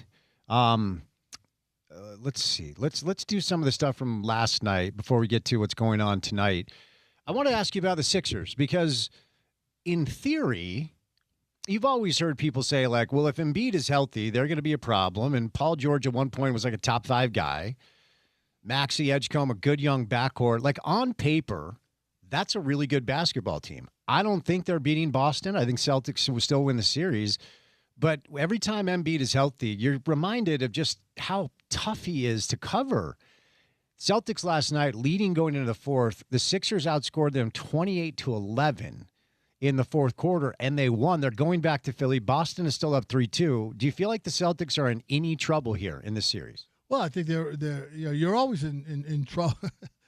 The cliche, you're always in trouble until you're not. I mean, Philly will, they may play, Boston may play better at home. Boston's such a 3-point oriented team when they can make shots from the outside and get those shots off. They're a tough team to beat, but Embiid is a tough cover. The guy who came here from Utah State, from Portugal, Neemias Queta, is the starting center for the Celtics, and he's having a rough time. But look, Embiid, when he's healthy, he's one of the best players in the league, and he can not only play in the post, he's a good passer. He can play facing the basket. He gets inside, you try and double him. He can get rid of the ball. If he goes to the basket, you foul him. He's shooting 85% from the line this year. I mean, he's a big guy who's just unusually skilled and talented. And as long as he's healthy and he's got it rolling, the other guys can play off him. I don't see why the Sixers can't win another 2 games. I'm not saying necessarily that they will, but those guys, if he's healthy, he hasn't played for a good part of this year. So he's got something in him in terms of energy and excitement just to be on the floor and to compete in these meaningful games now that in the playoffs. And so he's got a little extra juice going as well. And that brings the level up of your teammates as well, because now they're playing off of your energy, and it's exciting to see. I as you know, Spence, I don't make predictions because if I knew anything about what anything was going on, I would be in Las Vegas making a living at this and taking frequent visits to my private island in the Bahamas. But I'm not, just like all these other guys who are not, who tell you what is going to happen tomorrow night. I want to go to Smitty Island. See, if I wish I had not. I wish I was smart enough to know something, to have something like that, right?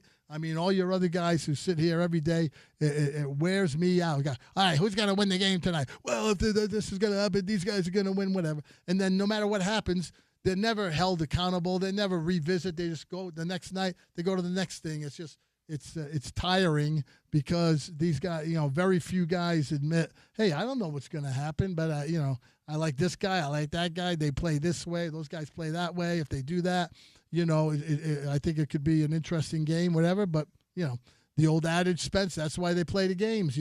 Look, they come out the game tomorrow night in Philly. Jason Tatum turns the wrong way again. All of a sudden, he goes out. Now he's out of the lineup.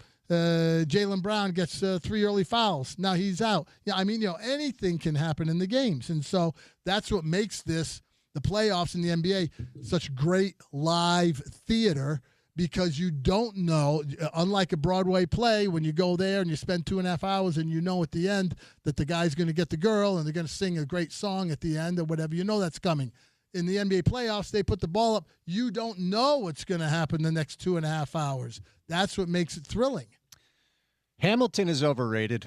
Oh, come on. No, someone has to say it out loud. Someone has to say it out loud. Oh, my heart. Someone finally has to say it out loud. I'm not saying it's bad, but I don't need to see 45-year-old white housewives rap. I'm good. Okay. Hamilton is overrated. That's my hot take for the day. I will tell you this, Spence. Yeah. When at first they did it in previews and stuff in D.C., then they brought it to Broadway. And Linda and I were fortunate. Like the first month it was on Broadway, it was just getting hot. And we were able to get tickets in like the second to last row, okay, of the theater. And I had heard what, quote, it was about, okay? All right, yeah, read about it. Yeah, okay, yeah. Okay, I'm not sure, but okay.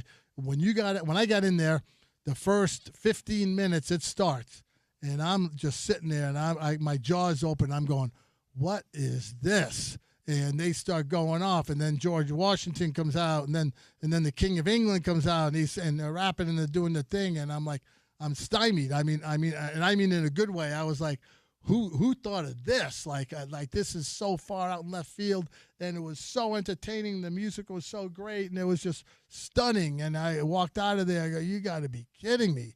I said, that's what you call creativity. That's what you call show business to the nth degree. Hamilton is overrated, and Lin-Manuel Miranda is a weirdo.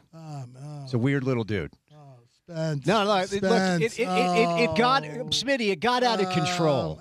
The Hamilton thing got out of control, where suddenly people are like explaining their life through Hamilton terms. Yeah, no, I know. Like, hey, I heard what you went through. You were living through the unimaginable. It's like, shut up. Yeah. Use your own term. Stop talking like you're in. And stop singing and dancing. Like my sister, who hated when I listened to rap, now just raps Hamilton songs, and it's so annoying to me. Well, think about if you're a creative artist in any genre, and you come up with something like that, or I've also been watching lately documentaries on the Beatles, because we're going in June to L.A. at the Greek Theater to see Ringo Starr. Nice. And his all-star band. And he's 85 years old. I don't know how much longer he's going to be doing that, know. But you're watching that stuff, and you think, okay, these guys were trying to get a good gig at the next club, and they're trying to go, okay, now they say, hey, we like you guys. We're going to put you in this auditorium in London, and they're going to do it. And then we're going to, hey, we think you're getting enough steam. We're going to put you at the Royal Albert Hall, and then they do a thing. And now the Queen's going to come, and we're doing a thing. And, 6 months later, they're the biggest thing in the world. They're traveling around the world, and they can't go anywhere in public and all this. And at some point, the guys are sitting there in a room looking at each other going, so this is it. Like, this is it. Like, we were after this, and we got this, and now what?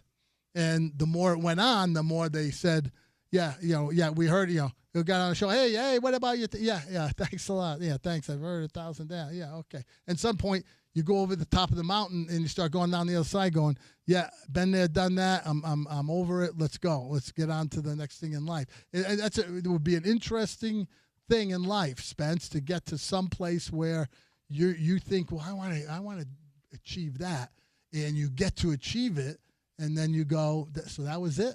That was it. Like it would be that would be an interesting thing, because how do you deal with the rest of your life? I mean, these guys were 30 years old. And that was it. And it ain't getting better. It ain't getting better than it just was. Well, I think it worked out pretty well for all of them except John Lennon. Yeah, well, I mean, your life. We always we used to tell the jazz players. We used to have a meeting every year with them and talk about finances and all this stuff. And we had a guy one time come in and talk about the fact that your earning potential right now. You are guys who are in a very unusual business. You're in a business where you've gone through your early life. Maybe, you come from a broken family, or maybe a one-parent family, whatever, didn't have much money, all this. And then by the time you're 25, 27, 28, you're making millions of dollars, okay? And you're on the top of the NBA world. And by the time you're 35, you're going to be going down the other side, and you're never going to make as much money the rest of your life as you are right now as a 26-year-old. And that is a very unusual spot to be in your life. Think about it, Spence. If you were coming out of the U somehow, you were in a job where when you were in your mid-late 20s, you were making more money than you are now, and you're still going like, so that was it. That was the top of the mountain. With NIL, some of these kids will earn more money at the age of 22. Very good point. Yeah. Yes. They're not going to make most of those guys aren't going to make that money in whatever their chosen career is, right? Yeah. So it's a fascinating thing to have that come upon you as a young person, and how you deal with it, how you handle it. Is everybody's different, and it's I think it's a fascinating part of a person's life to have to try and look at that and look themselves in the mirror and figure out now what do I do the rest of my life. Well, Smitty, that's our time. We talked zero basketball. I got a Celtics Sixers question there, and it turned into a question about a play, which led to Hamilton is overrated. I kind of like George Carlin and Richard Smith. I like the personalities combined. You should listen to more George Carlin. Yeah. Listen, people. I apologize for the people who turned the radio off when they were listening earlier and going, "What's he talking about?" No, come on. There's got to be something else on. No, it was interesting. I like out of the box thinkers. This job can get mundane if, I do enough talking about can Scotty Barnes guard James Harden. I don't need to dig into that anymore. Hey, so what about Rockets Lakers tonight? What do you think? That's going to be interesting, right? Durant's not playing again. So is it official that Durant's not playing? I heard that earlier that he wasn't going to play. And okay, well, if Durant's not playing, because I think Austin Reeves is playing, so I've been disgusted with the way Houston's played. It's been insulting. I give the Lakers credit, but some dumb basketball is being played. Do you have a Beatles trivia question you could offer our listeners off the top of your head since you've been watching some documentary stuff? While I do the read, you can think of one. Okay. Okay. Time now for the ESPN 700 Festival of Tees. We are sending you to Eaglewood Golf Course. I am jealous. I love Eaglewood. ESPN 700 Festival of Tees, powered by the Utah Golf Association, giving away rounds of golf to the best courses in the state. Listen to the Sean O'Connell Show from 11 a.m. to 2 p.m. Listen to this show from 2 to 6 for your chance to win each day from ESPN 700. Details can be found on ESPN700sports.com. Text in right now. Here's your number, 877-353-0700. That's 877-353-0700 for a round to Eaglewood Golf. Smitty, what do you have for our listeners today? When the Beatles were getting going, the formative years and playing their all of their sets in Hamburg, Germany, who was considered the fifth Beatle who didn't tragically died before the Beatles reached their fame. Ooh, the fifth Beatle. 877-353-0700. First one to text in the correct answer. We are sending you to Eaglewood. I'm jealous. Great to see you, my friend. Be good, okay? Thanks, man. 2 hours down, 2 hours to go. Tim McMahon joins us coming up next. Then it's Kurt Schmidt. We'll get into the 5 o'clock hour of the show. We'll say goodnight at 6 right here on ESPN 700.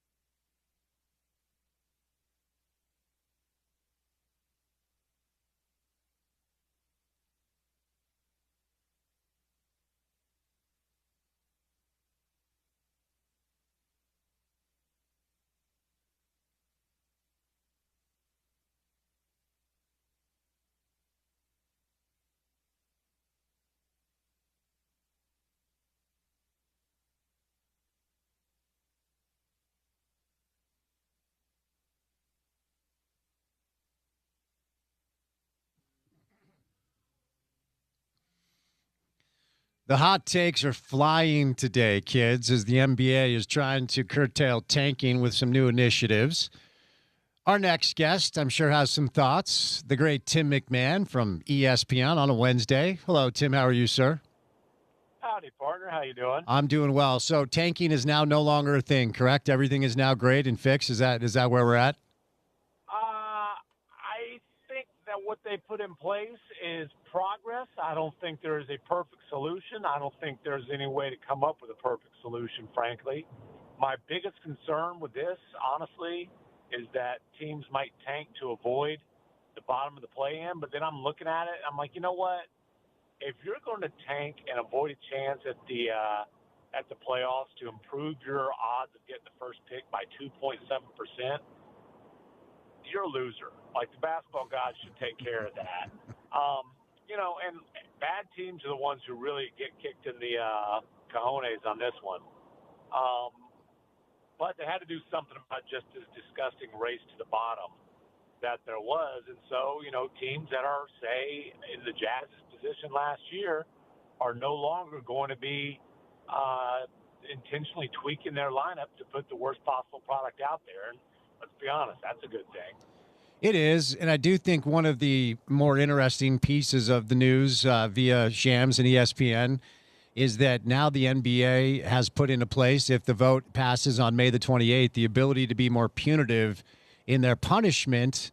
So, for instance, the Jazz this year were fined $500,000, but now it sounds like if a team does what the Jazz did this year, the league will have the ability to say, you're not drafting in the top 5 or whatever. I mean, that's kind of an interesting wrinkle here.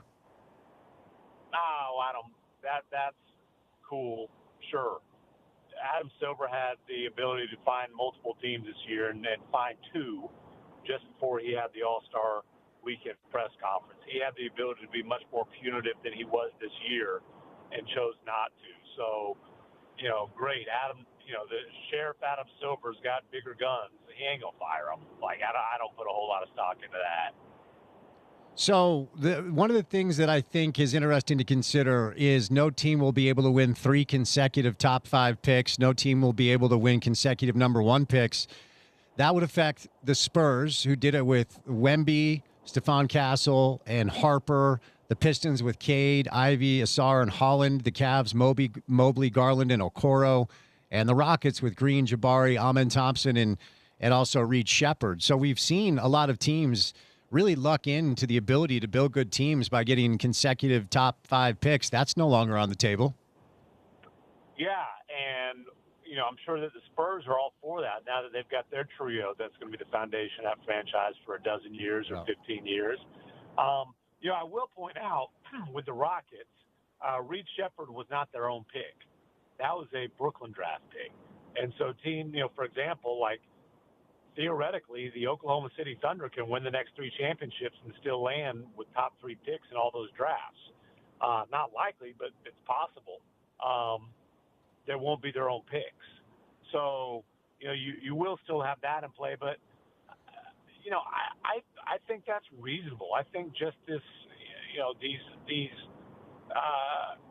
bottoming out as a strategy had to be something that the league addressed. And that certainly addresses that. From the standpoint of our local team, what are your thoughts on how it affects teams that play in smaller markets? A lot of people seem to be – and look, it's not like being in a smaller market was an advantage anyway. It's always more difficult to build a team in a spot that's not a destination, that's not breaking news, that's not a new thing. But as far as the smaller market teams in the ecosystem of pro basketball, how does this affect them? Well, I covered a finals last year that had 2 small market teams. Yep. And I would say, look, the Pacers tanked this year, but that was after Halliburton got hurt. Their build of the team was, I don't think they had a top 5 pick on the roster. Correct me if I'm wrong. And then OKC, yeah, they did tank the year they got Chet, but that's the one top 5 pick. The real foundation of that team was built with the trade that they made when they traded Paul George, the trade that delivered Shai Gilgeous-Alexander, and a pick that became Jalen Williams. They're getting another lottery pick out of that. So my point is there is proof just in last year's finals, that a small market team doesn't need to bottom out and be at the top of the draft to build a contender. So, am I cynical in believing that now that the best lottery odds lie in 4 through 10, teams are simply going to try to exist in 4 through 10 instead of bottom 3? Well, again, to me, the question is, will teams tank to avoid the play-in? Will they tank to be 10 instead of, a 10 seed that's going to have a chance to the play-in? That, for me, is the biggest concern with this proposal. But again, it's the difference. At one point, they were talking about it being the difference between an 8% chance and a 2% chance. Now it's, I think, 5.4 to 8.1, so it's not as big. But again, I am curious to see if that happens, and if that does happen, and if Adam Silver doesn't strongly use every tool that he has to enforce it, then that's on him. But we have seen that before. We've seen that with the Mavericks tanking in 2023, the year that they traded for Kyrie. But that was because they had a top 10 protected pick. So it's that type of tanking that I'm going to have my antenna up for. You guys have a piece up on .com today about trade destinations for Kawhi Leonard. I just have a more overarching question than just Kawhi. And I don't know if there's a Jazz angle here at all, but what are you hearing about the names that could be had during the offseason that could actually make a difference? Good players that teams are looking to trade or move on from? Kawhi is a maybe. My understanding is the Clippers are going to try to get an extension done with him, but it's not going to be a max extension. It's going to be, some significant negotiating. I don't know how far south of max, but south of max. And then, I think the only way Kawhi hits the market is if those talks don't go well. Kawhi's a probably, but nothing's a guarantee. It wouldn't be the most shocking thing in the world if he signed yet another extension. I would say it would be unfortunate. It would benefit him financially, but it's time for him to move on. And quite frankly, I don't see why the Bucks want to keep paying him supermax money to be a mediocre team, because that's where they are. So those are the two that are at the top of the list in terms of big name. And then we'll see what happens with LeBron. I don't know the answer to that. I think at this point, the most likely scenario is he takes a pay cut to stay with the Lakers, to stay in LA, where obviously his family has established roots. But that's a big TBD. Got into a little debate with some of my buddies who are NBA and Jazz fans. And then there was also, I don't know what's credible anymore anyway. That's why I just try to go to, like your account, our guys that join the show, and then straight to the source of a place like ESPN.com. But I don't know if it was like a Pistons blogger or whatever, but there was some scenario presented, about the potential of acquiring Lauri Markkanen from the Utah Jazz. And I was debating with some buddies just kind of over the weekend about whether or not the Jazz would look to do that, simply just based on the fact that he's going to be 29 here, which isn't old. But do the Jazz look at this thing with Ace at 19 and Keontae at 22 and, this upcoming pick and Walker at 24 or whatever, and do another Ainge reset with Markkanen to get more picks and assets to kind of continue to build this thing slowly with some of the younger players? Do you think there's anything there?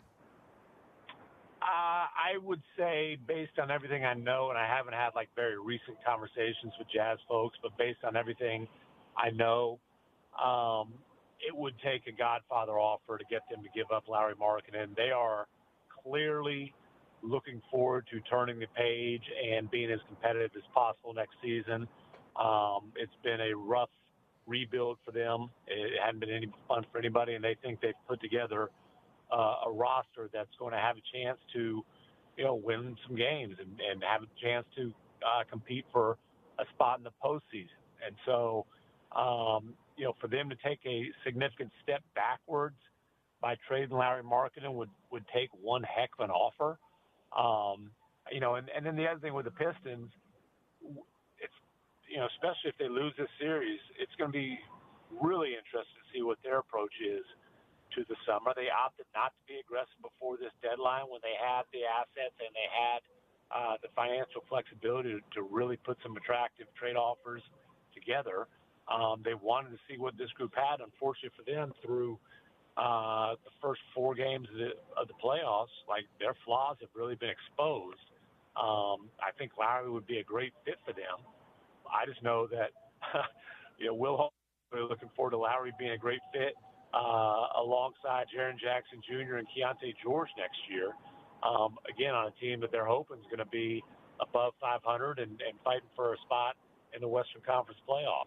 As you always say about me, I'm a really fun guy. I'm your favorite. When as far as the affiliates across the country, you always say that I'm your favorite, so I appreciate that. So let's have a little fun on a Wednesday, Tim. The Jazz are able to get one. If we're sitting on our couch, Mother's Day, May 10th, the Jazz get one. A.J. DeBonsa in Salt Lake. What do the Jazz look like next year if it is A.J. and the number 1 pick? Ooh, that's interesting. They are long and athletic, that's for sure. My goodness. I mean, you put him with Ace Bailey, Larry Markkinen, despite his pale complexion, a really athletic 7-footer. He has deceptive athleticism. Right? There we go. Sneaky athletic. But seriously, that's a fluid athlete for a 7-footer. We'll operate under the assumption that Walker's back. That's a lot of length. Some athleticism.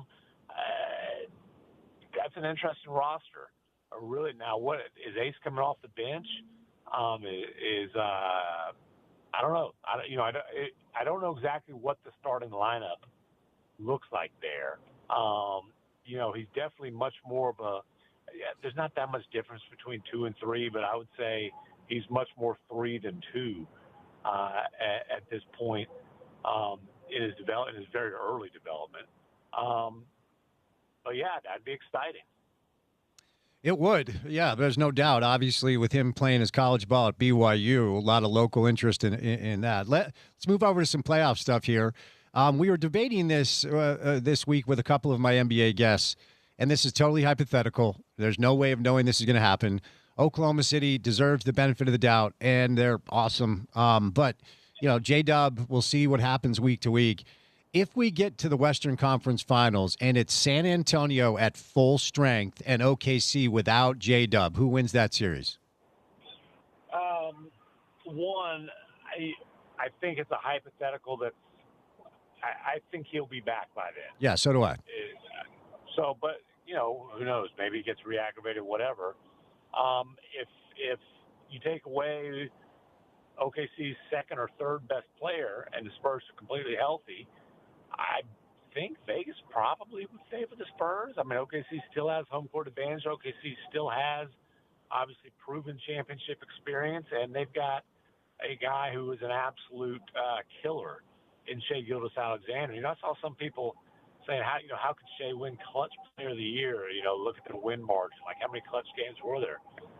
Well, he led the league in clutch points and in clutch plus minus on crazy efficiency. And,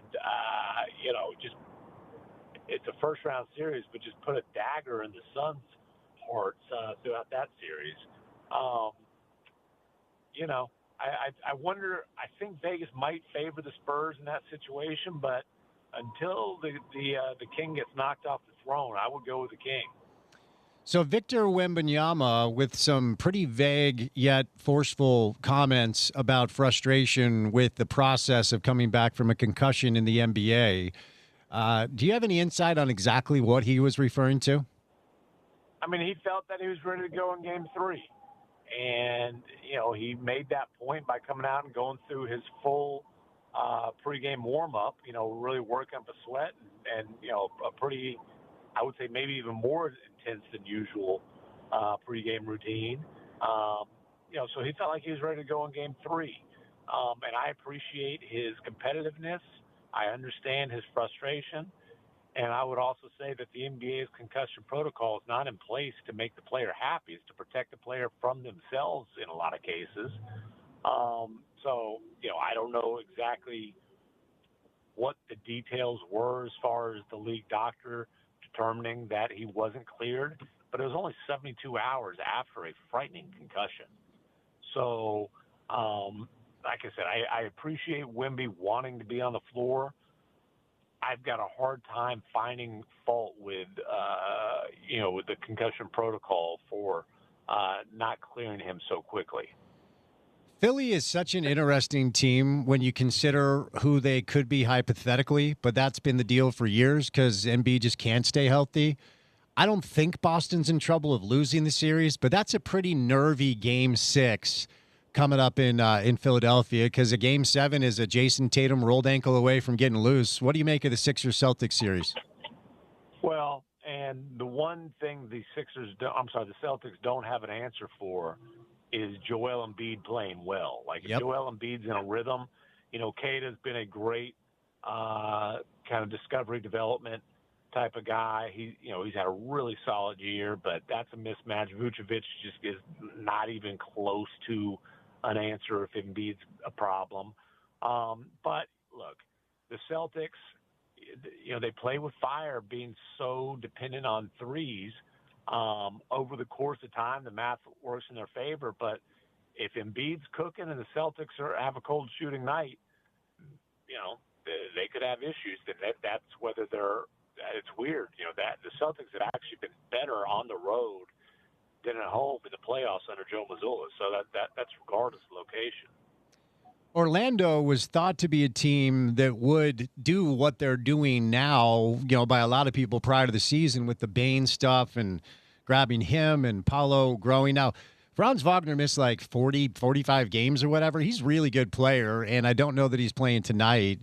But do you feel like this thing could come to an end tonight as the Pistons won 60 games, but they're down 3-1 to the Magic? Unfortunately, Franz is not playing tonight. Okay. And it's a calf strain. Like, that's not a day-to-day thing, right? Like, what calf strain is a 2 or 3 day injury? So we'll see when he's back.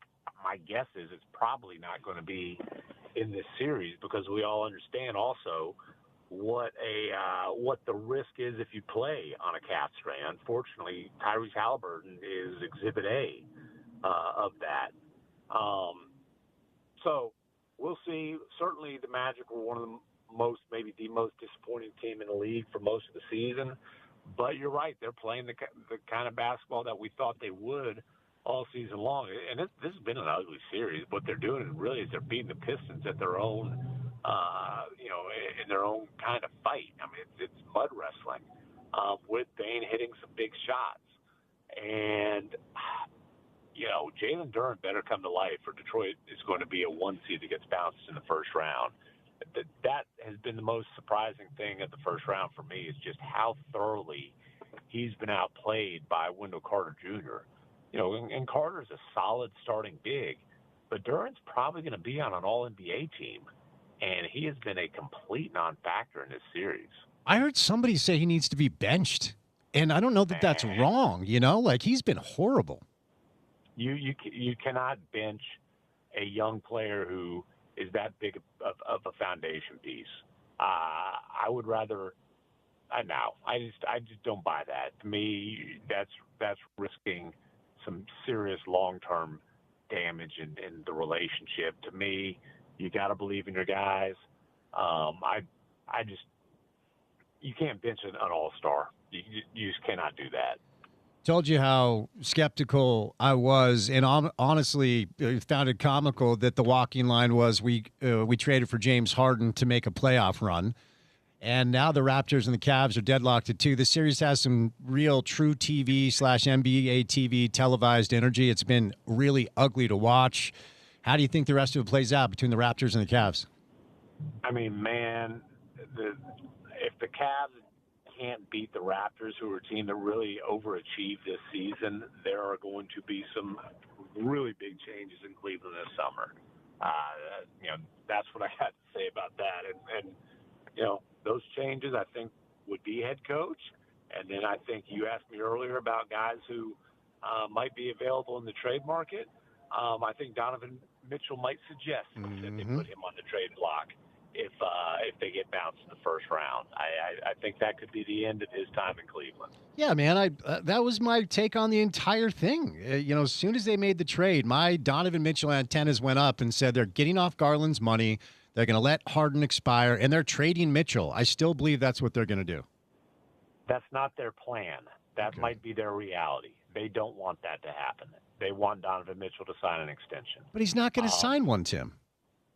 I would not rule out him signing an extension. I don't think again, if they get bounced early, they've got some problems. If they make a deep playoff run, I would expect him to sign an extension. Can we put 2 Furtas on it? 2 what? Oh, wait, you're an Elefino guy. Can we put 2 Elefinos on it? I'm not an Elefino guy. That's just my favorite joke. What's a Furta? It's a beer. I thought you liked Furta. Yeah, I could have been wrong. No, I'm not. Is that a? So honestly, I'm a little bit off on my. It's been a while since I've been through Salt Lake City. I'm a little fuzzy on my local breweries, but I'm more of the the pilsners, the lagers, those type of things. So we can put a couple beers on it. By the way, I will be making an appearance in Salt Lake City. What? This summer. Okay. Yeah, no, I'm coming. I think I'm going to stay for the whole summer league. Honestly, it's going to be a great summer league. All 4 teams. Oh, I mean, we'll see who keeps what and what happens. But as of now, there will be 4 lottery picks. Each of the 4 teams has a lottery pick. So I'm actually really looking forward to the Salt Lake City Summer League. A celebrity sighting in Salt Lake City. It's either Donny Osmond or it's either Donny Osmond or Tim McMahon. I'll tell you what. Relax. I came last year, but I only stayed for the first game. Did we get you in studio? We can negotiate. All right. I bet you I can pull off a studio appearance. Love it. Okay. Well, what you need to do is get a what is it? The beer barn. You need to beer get bar. a remote. I'd rather do a remote at the beer barn than come in the studio. To be honest with you. Okay. We will. You give us the dates. We will talk to our friends Ty Burrell and Nick Raimondo at Beer Bar, and we'll get it done. There you go. I mean, you've got the Salt Lake City Summer League schedule too. Get whatever that off day is. Tim, why are you making it difficult, man? I'm trying to make it easy for you, bro. Listen, you're on the email list. All right, you're right. All right, before I set you loose, what the hell is going on with Durant? Like some weird stuff in Houston. I've been very disappointed in them. I'll just say that. I want to give the Lakers credit. Does this thing end tonight? Probably. So the thing about KD, there's a lot to get to there. I'll give you the kind of Cliff Notes version. And I'll just start with this. KD's hurt. He rolled his ankle. It's a pretty nasty thing if you go back and watch the clip. Honestly, folks in Houston think that factored in just how awful he was in the fourth quarter of Game 2. Were the optics of him not coming out and sitting on the bench for Game 3 bad? Yes, they were. But it's a real leap to say that's evidence of KD quitting on the team. Amin Thompson gave an answer at the Game 4 shoot-around when he was asked, how KD's feeling. Amin was trying to say nothing and accidentally said something that people ran with. He was trying to give a non-answer and made it sound like he hadn't seen KD. That's not the case. KD has been around. This is just very unfortunate timing with injuries for him. He's going to end up missing at least as many playoff games as he missed during the entire regular season. And then the Rockets, this year has gone off the rails in terms of any sort of championship expectations. As soon as Fred VanVleet tore his knee during their volunteer minicamp in the Bahamas, and then Steven Adams going down midseason with an ankle injury that required surgery. This is not the group they wanted to have. And it's been a bit of a roller coaster with KD in terms of the moodiness, but he wasn't brought in to be the leader. That's Fred VanVleet's job. He wasn't brought in to be the vibe creator. That's more of Steven Adams' role. Those guys are gone, and he's in roles both on the floor and off the floor that were not the intended thing. And then the last thing I would say is, when you bring in a guy like KD, you're going to be judged based on the KD timeline, and you're going to be viewed through the KD prism. That's not the way the Rockets front office looks at their franchise. They brought in KD when the price got low enough where they didn't have to do anything to shorten their runway. They still view their franchise through the prism of their young core and what they hope's a decade-long runway. It's not the 2 or 3 years that KD's going to be in a Houston uniform. Are you in L.A.? I am not in L.A. I've got a little pit stop at home. If I make it out to L.A., it'll be because they get through this series. All right, man. Well, I'll go ahead and open my email so I can figure out while you're here, and we'll get you in studio. Good stuff today. Safe travels. Be well, okay? It's early July. I'll give you that. All right. Thanks, Tim. Talk soon, man. Appreciate you, brother. All right, Tim McMahon, the great Tim McMahon, our friend, who will be here in Utah for Summer League. Used to be here quite a bit because the Jazz used to be good. Remember that? About 5 years ago or so. All right, we'll catch a quick break. Coming up on the other side, we're switching gears. It's an early kick this Saturday for RSL. Kurt Schmidt will join us, get to the 5 o'clock hour of the show, and we will say goodnight at 6 right here on ESPN 700.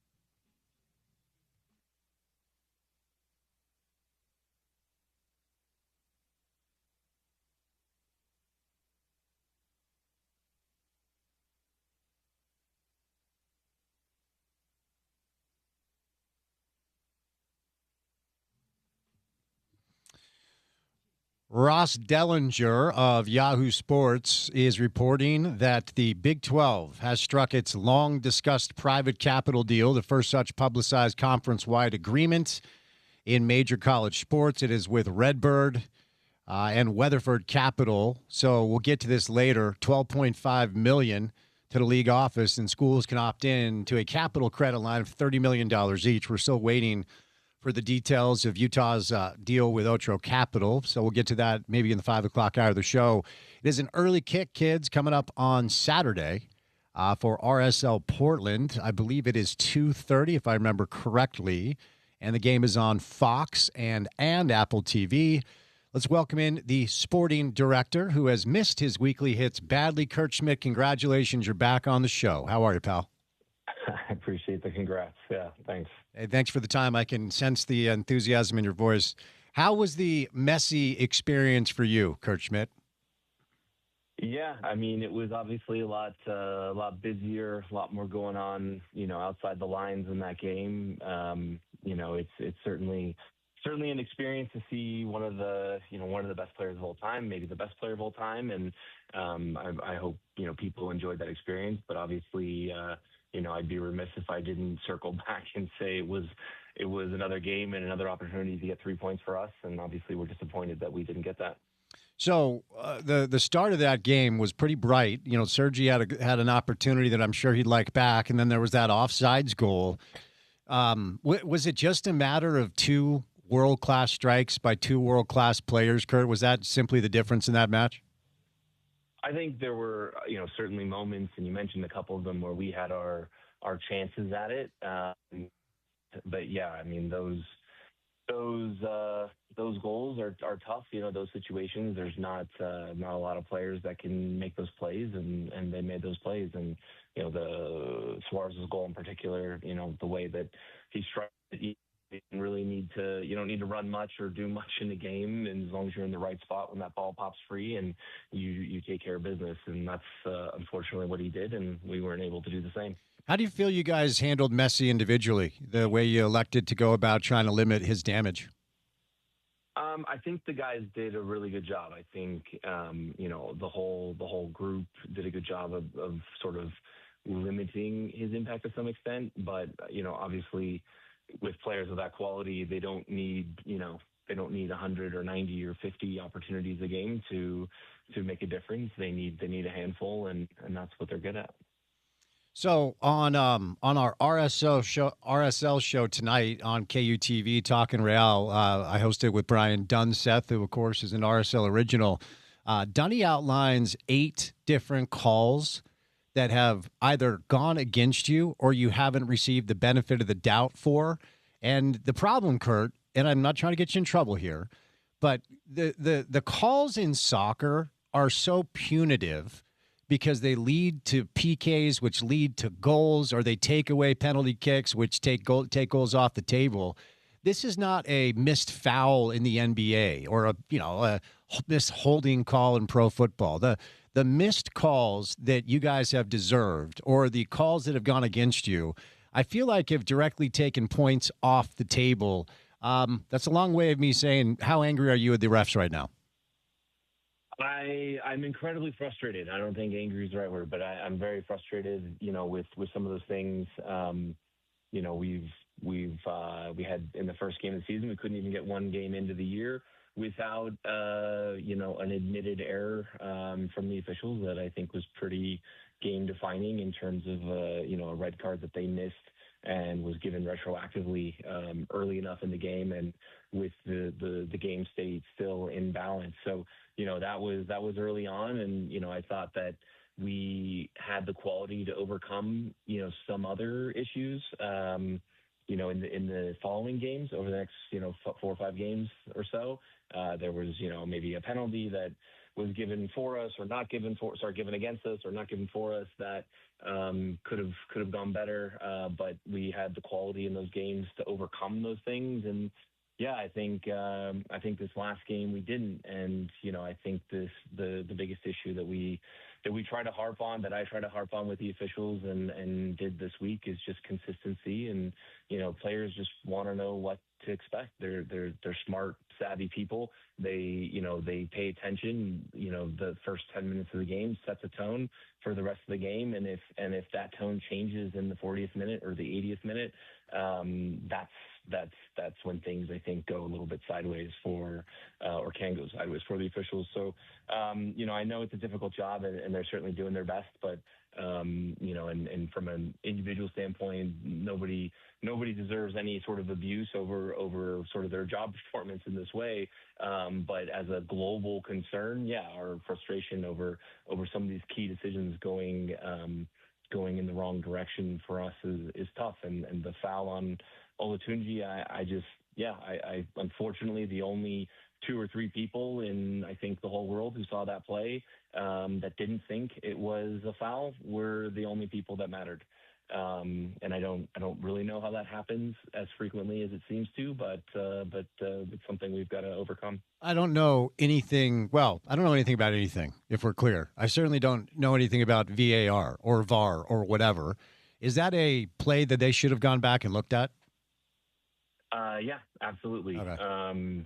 It's something that they should have looked at. Or, I mean, look, to be clear, they do look at all those things. The VAR, VAR is a video system referee, so the VAR is the correct way to say it. And they did look at that play just as they looked at others.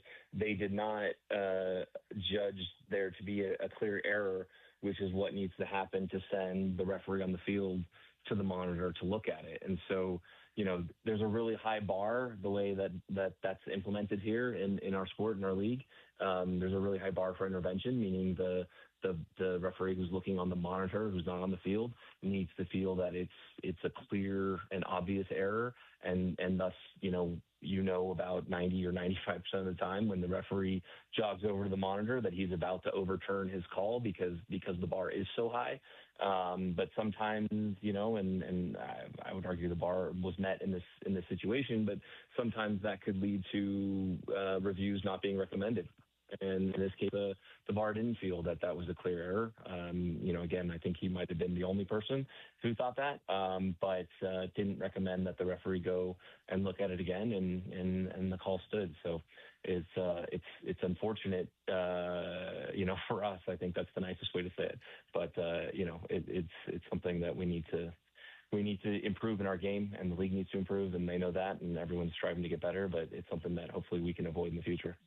I'm so puzzled because it was so 100% clear and obvious. They got it wrong. Is there a system in place where these officials are, I don't know, graded or held accountable? I mean, in pro basketball, I've always believed that officials should be made available for questions. I honestly believe that should be part of their job. Because, a coach has to answer for the wrong sub. A player has to answer for missing a shot. Oftentimes, a general manager or a sporting director has to answer for a bad signing. The officials should have to answer questions when they're missing calls that are so egregious. Does MLS have something in play where if the missed calls continue, these guys are held accountable at all? Yeah, they have a system of grading and rating guys, and there is a system of accountability in there where, if the ratings are low enough and if the mistakes, are big enough that they are removed from the rotation for the next round of rotation. I think the issue is, from a cathartic emotional standpoint, the issue is that it happens really quietly and a little bit behind the scenes. And so it doesn't really give fans or sometimes, sporting directors or coaches, the justification or the feeling that, hey, something was done about this. But I know that they do have, systems of accountability, and they do go through those things. So, it's not something that, they just sort of get off scot-free and can do whatever they want. There is real consequences to them. But I agree with you to a certain extent. And, I don't think it's about punishing them or calling them account or, berating them after a game or anything. But I think it would really humanize them and the job that they're doing if they did, give real, honest, genuine answers to questions like that, post-match, or following a game. They're like, hey, why did you make this decision? Well, here's what I saw. This is why, I made that decision in that way because I thought it was this or that. And, and obviously, maybe I got it wrong. I'm human too. Like, players don't make every play. Referees might miss some calls, and that's the way it is. So I don't know that it's going to make everything better, but I do think it would humanize them quite a bit.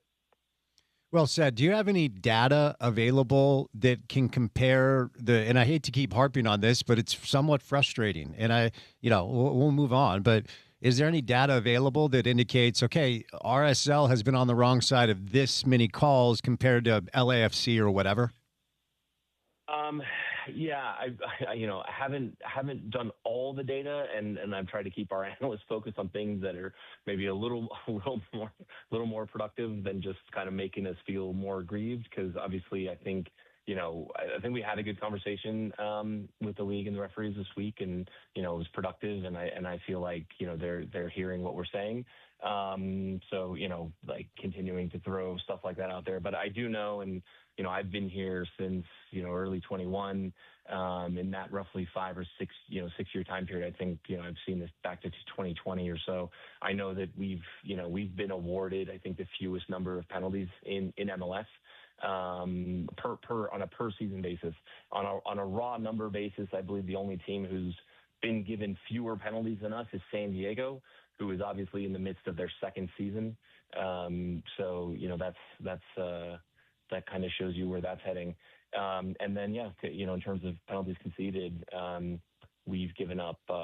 We've conceded over that same time frame, I think, third or fourth most in the league. So I think that's a long enough time horizon to wash out any sort of sample size or biases or play style impacts on those things. And it's certainly something worth looking that we can do to impact this. Obviously, in Pablo's credit, like, this is the messaging to the players, which is, hey, control the controllables. We can't change who the referee is or what he's going to do. All we can do is change what we're going to do. And, we have to look at that type of stuff and through the lens of how can this affect our behavior? How do we need to change what we're doing in order to get on the better side of some of these decisions? All right, we can move on. I actually have 2 or 3 more thoughts on this, but I think for the sake of the conversation, we're getting stuck into this topic. Yeah. Look, I don't even work for the team, and it pisses me off. I mean, I'm sick of it. It's so obnoxious.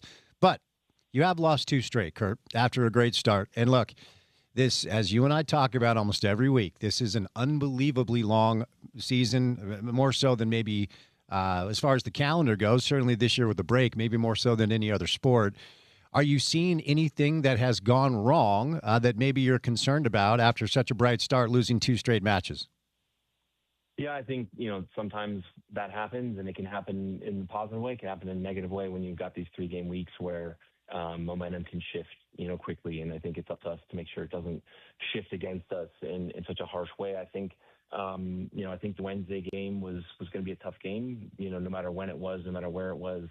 It was going to be a really tough game, and I thought we did a respectable job with it, and can be proud of a lot of elements of that performance. But obviously, result is the result, and so we got to move on. And I think the third game certainly has some extraneous factors that impacted it as well. So the best thing we can do is put it out of our mind and just get back to business as we were, 8 or 9 days ago or whatever it was when we played San Diego. And I think, the short time frame lends itself to that. It's not like this is something that's, this poor form has been festering for weeks and weeks and weeks or anything like that. Okay, it's 2 games, 2 results under our belt that we don't like. So how do we get back to what we were doing just a little over a week ago? And I think it's fresh in everyone's mind, and how it, not just what we were doing, but how it felt to be doing those things. And I think there's a lot of that, is the confidence is how you feel. And so I think that's what we got to do, is we got to get back to get back in the win column. Jason on the show in classic Jason fashion, when I was trying to talk about all the good things that are happening, reminded me that 0 clean sheets have been achieved so far. That continues after the last couple of games. Any concern there? Defensive breakdowns. I feel like Cabral's been amazing. Yeah, Rafa's been fantastic. He's been great in possession, helping us build. He's been great in goal, making some big saves for us. And certainly the clean sheet, situation is not ideal, not how we like it. I think, glass half full is to look at it and say we've been able to outscore teams, and so the offense is much improved over last season. But glass half empty is definitely, we've conceded goals in every single game, and we need to keep the other team off the board. Some of that is set pieces. This last game, technically both goals we conceded were set pieces. Obviously, penalty is a little harsh to call a set piece goal, but technically it is. So that's something that the guys are focusing on and improving, getting better. But it's just about tightening it up and that group becoming more familiar with each other. It's a new group on the back line, and injuries have really disrupted it quite a bit with, DeAndre missing time, Phillip missing time, Engel missing time, and plugging in, guys that are new to the team and new to each other. So I think as guys settle in, that will get there, but it's certainly something we're keeping an eye on. So now we have Gozo on record expressing his ambition to play in Europe. That's not breaking news because most of all the good young players would like to end up. Of course, you'd like to. No, I'm just letting you know, Kurt, because I'm quite sure you're not aware. So breaking news for you that Gozo at some point would like to play in Europe. I wouldn't mind being a sports talk radio host in New York and make $20 million. And so let me throw that out there. There are rumors all over the place. I don't have to tell you about it, but for our listeners, Aston Villa, Atletico Madrid, those are things that I've read online. It must be true because it's on the interwebs. I'll just ask you how you navigate your way through this. I continue, and I know that I'm the guy that was raised in other sports ecosystems. I hate the thought of players that we develop here going elsewhere, but I understand this is a different ecosystem in soccer than it is anywhere else. I don't know if there's a number you can't say no to. I'm sure there is. I don't know if the ownership has said this is what we will take and that's all, but you'll be the guy that's involved in the decision. How do you traverse this space? Yeah, I mean, first of all, Gozo is a great kid, from a wonderful family, and he is a really, really good player for us right now, and he will be a great player in the future. And of course, he wants to play in Europe. I want him to go play in Europe and fulfill his dreams as well. And like you said, it's tough to have that be part of sort of the plan. Is that the loss of talent that brings, but ultimately, like you said, it's a different ecosystem, and we know where we're at, and we take pride in helping those players and all players that come from our academy, or whether even if we acquire them from outside, achieve their goals and support them as they move on to that type of environment. So it's something that is not a surprise, and frankly isn't really even a problem. But as you said, and I probably am the same as you. I mean, is there a price that we couldn't say no to? Probably. I don't really know what it is right now off the top of my head.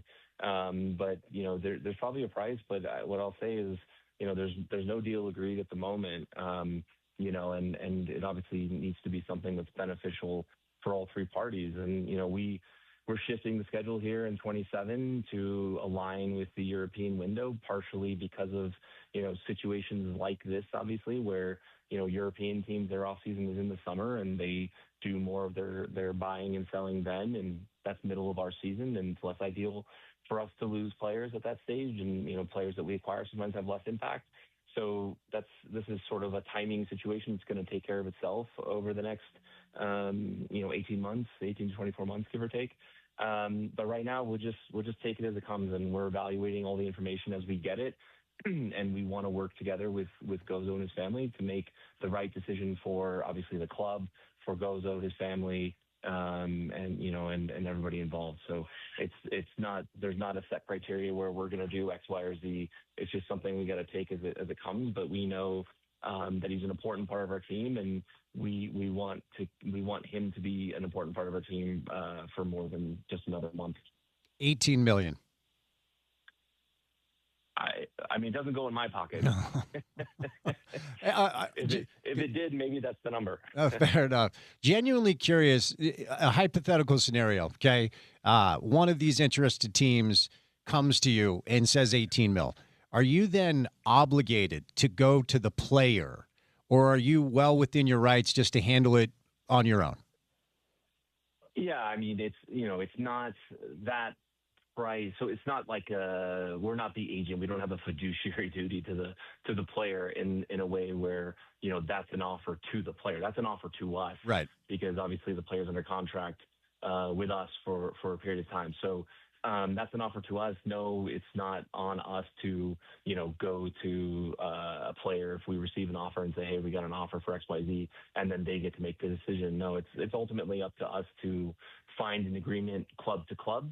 And then obviously for the player to find an agreement with the new club on personal terms, and that's a different situation.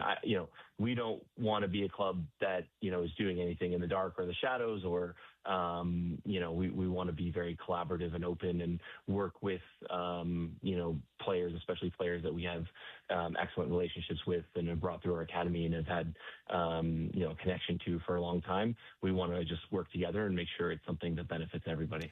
Gomez was certainly a success story. You've had other smaller success stories. Gozo has moved on to a European club for 18, 20 mil. That would be a massive success story. What do you want your reputation to be as a club organization when it comes to this type of dynamic in the world soccer ecosystem?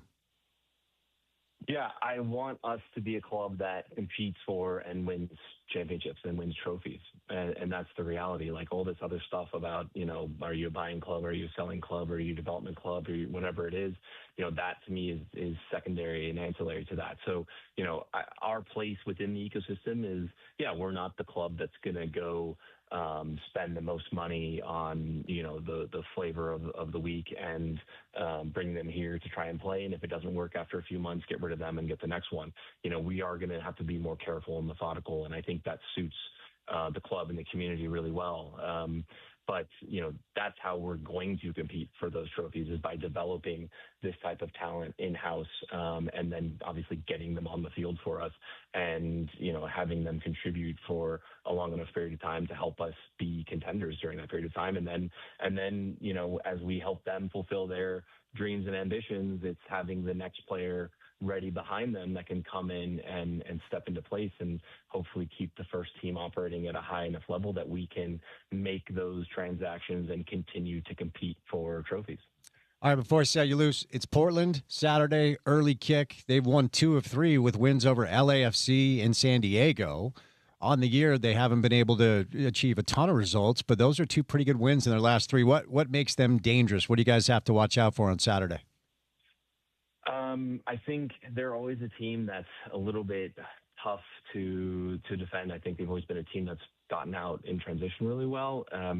But they always have talented players that we've got to be careful of. And, I think for us, honestly, going into this, and you alluded to it earlier, it's about getting back to what we do well. And I think if we do what we do well, then, it's not going to be a question of, hey, how do we adjust to them, but how do they adapt to us and that going forward. So I think we just need to get back to how we're playing, moving the ball quickly, pressing, being really, really difficult to play against for anybody.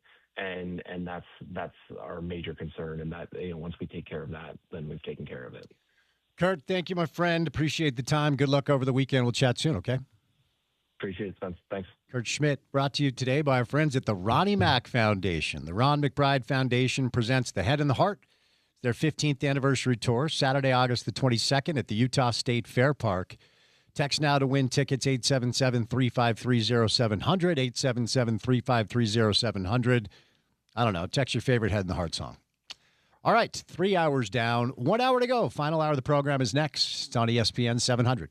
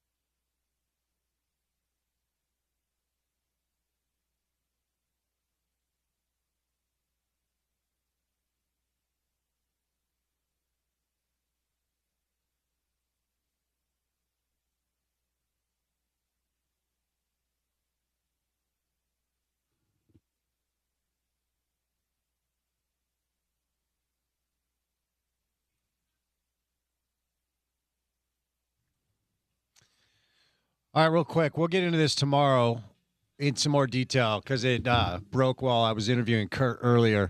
The Big 12 has consummated that deal with Redbird Capital and Weatherford Capital.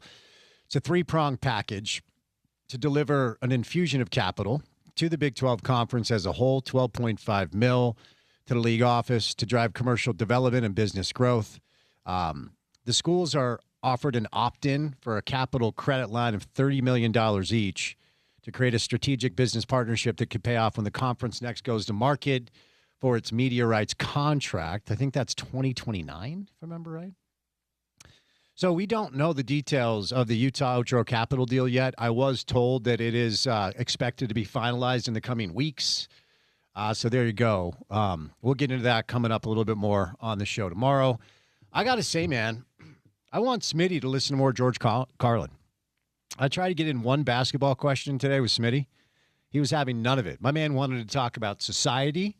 He wanted to talk about the fall of the Roman Empire. Right. And shucking and jiving is a George Carlin saying, and Smitty used it like 8 times. That was pretty phenomenal. Yeah, I might just have to send him some stuff. You can angle it how you wish. Some George Carlin. I don't know, where else could we go to get Smitty on a certain path? Well, I did enjoy that it allowed me to say into a microphone, finally, that Hamilton is overrated. Somebody needed to say that out loud, okay? You're not wrong. And I'm not saying that it's bad, but people treat Hamilton like it's changing the world. It's not changing the world. We've got some, what's your show? What are you talking about? The Sudeikis show? It's called Ted Lasso. There we go. Look how excited my man is for Ted Lasso coming back in August, huh? Not changing the world. You had to sneak Probably it, fine. You had to sneak it in because you're pumped that Ted Lasso's back for another season, aren't you? So excited. Here's the thing. Like, my mother and sister used to get mad at me when I listened to rap and hip-hop. They hated it. Now they're rapping. Now they're rapping because Lin-Manuel Miranda made rap popular for white housewives. It's so annoying. And like that, I have folks who have never watched like sitcoms or soccer, and they're talking about Ted Lasso as if it's changing their life. So I understand. Porter, we've been over this. Ted Lasso was released during COVID when we all thought we were going to die. We needed it. I know. I had a man bun. Things were weird then, okay? Fair enough. Now we're back. All right, got to get out of here. Want to remind you that tonight at 10:35 on KMYU, episode 10 of Talkin' Real with myself and Brian Dunseth. So check that out. Porter, what's coming up on a Thursday drive? We're going to chat with Dave McMiniman, NBA Daily Assist, Carlos Mauricio Ramirez from Apple TV, talking some RSL and Major League Soccer. Stormy Bionthony is going to stop by. She's going to be in Salt Lake for Mammoth and the Knights, of course. So we'll start there. Our friends from Epic Brewing are going to stop by as well. So kind of a packed show on a Thursday. There you go. Join us for a Thursday show. Enjoy the Mammoth game tonight. Enjoy some NBA playoffs, and we'll talk to you tomorrow. Special thank you today to Alex Jensen, Richard Smith, Tim McMahon, and Kurt Schmidt. For any of the sound you missed from the show today, go to the website. It's ESPN700sports.com. Download the app. Take us on the go. Check out the podcast page. 2 pods right now. One is active now. Reality Check with Spence Checketts, episode 5 with Nick Olachek to talk about the Mammoth game tonight, and then The Drive with Spence Checketts wherever you get your shows. He's Porter. I'm Spence saying good night. Have a great Wednesday evening. We'll talk to you on a Thursday drive.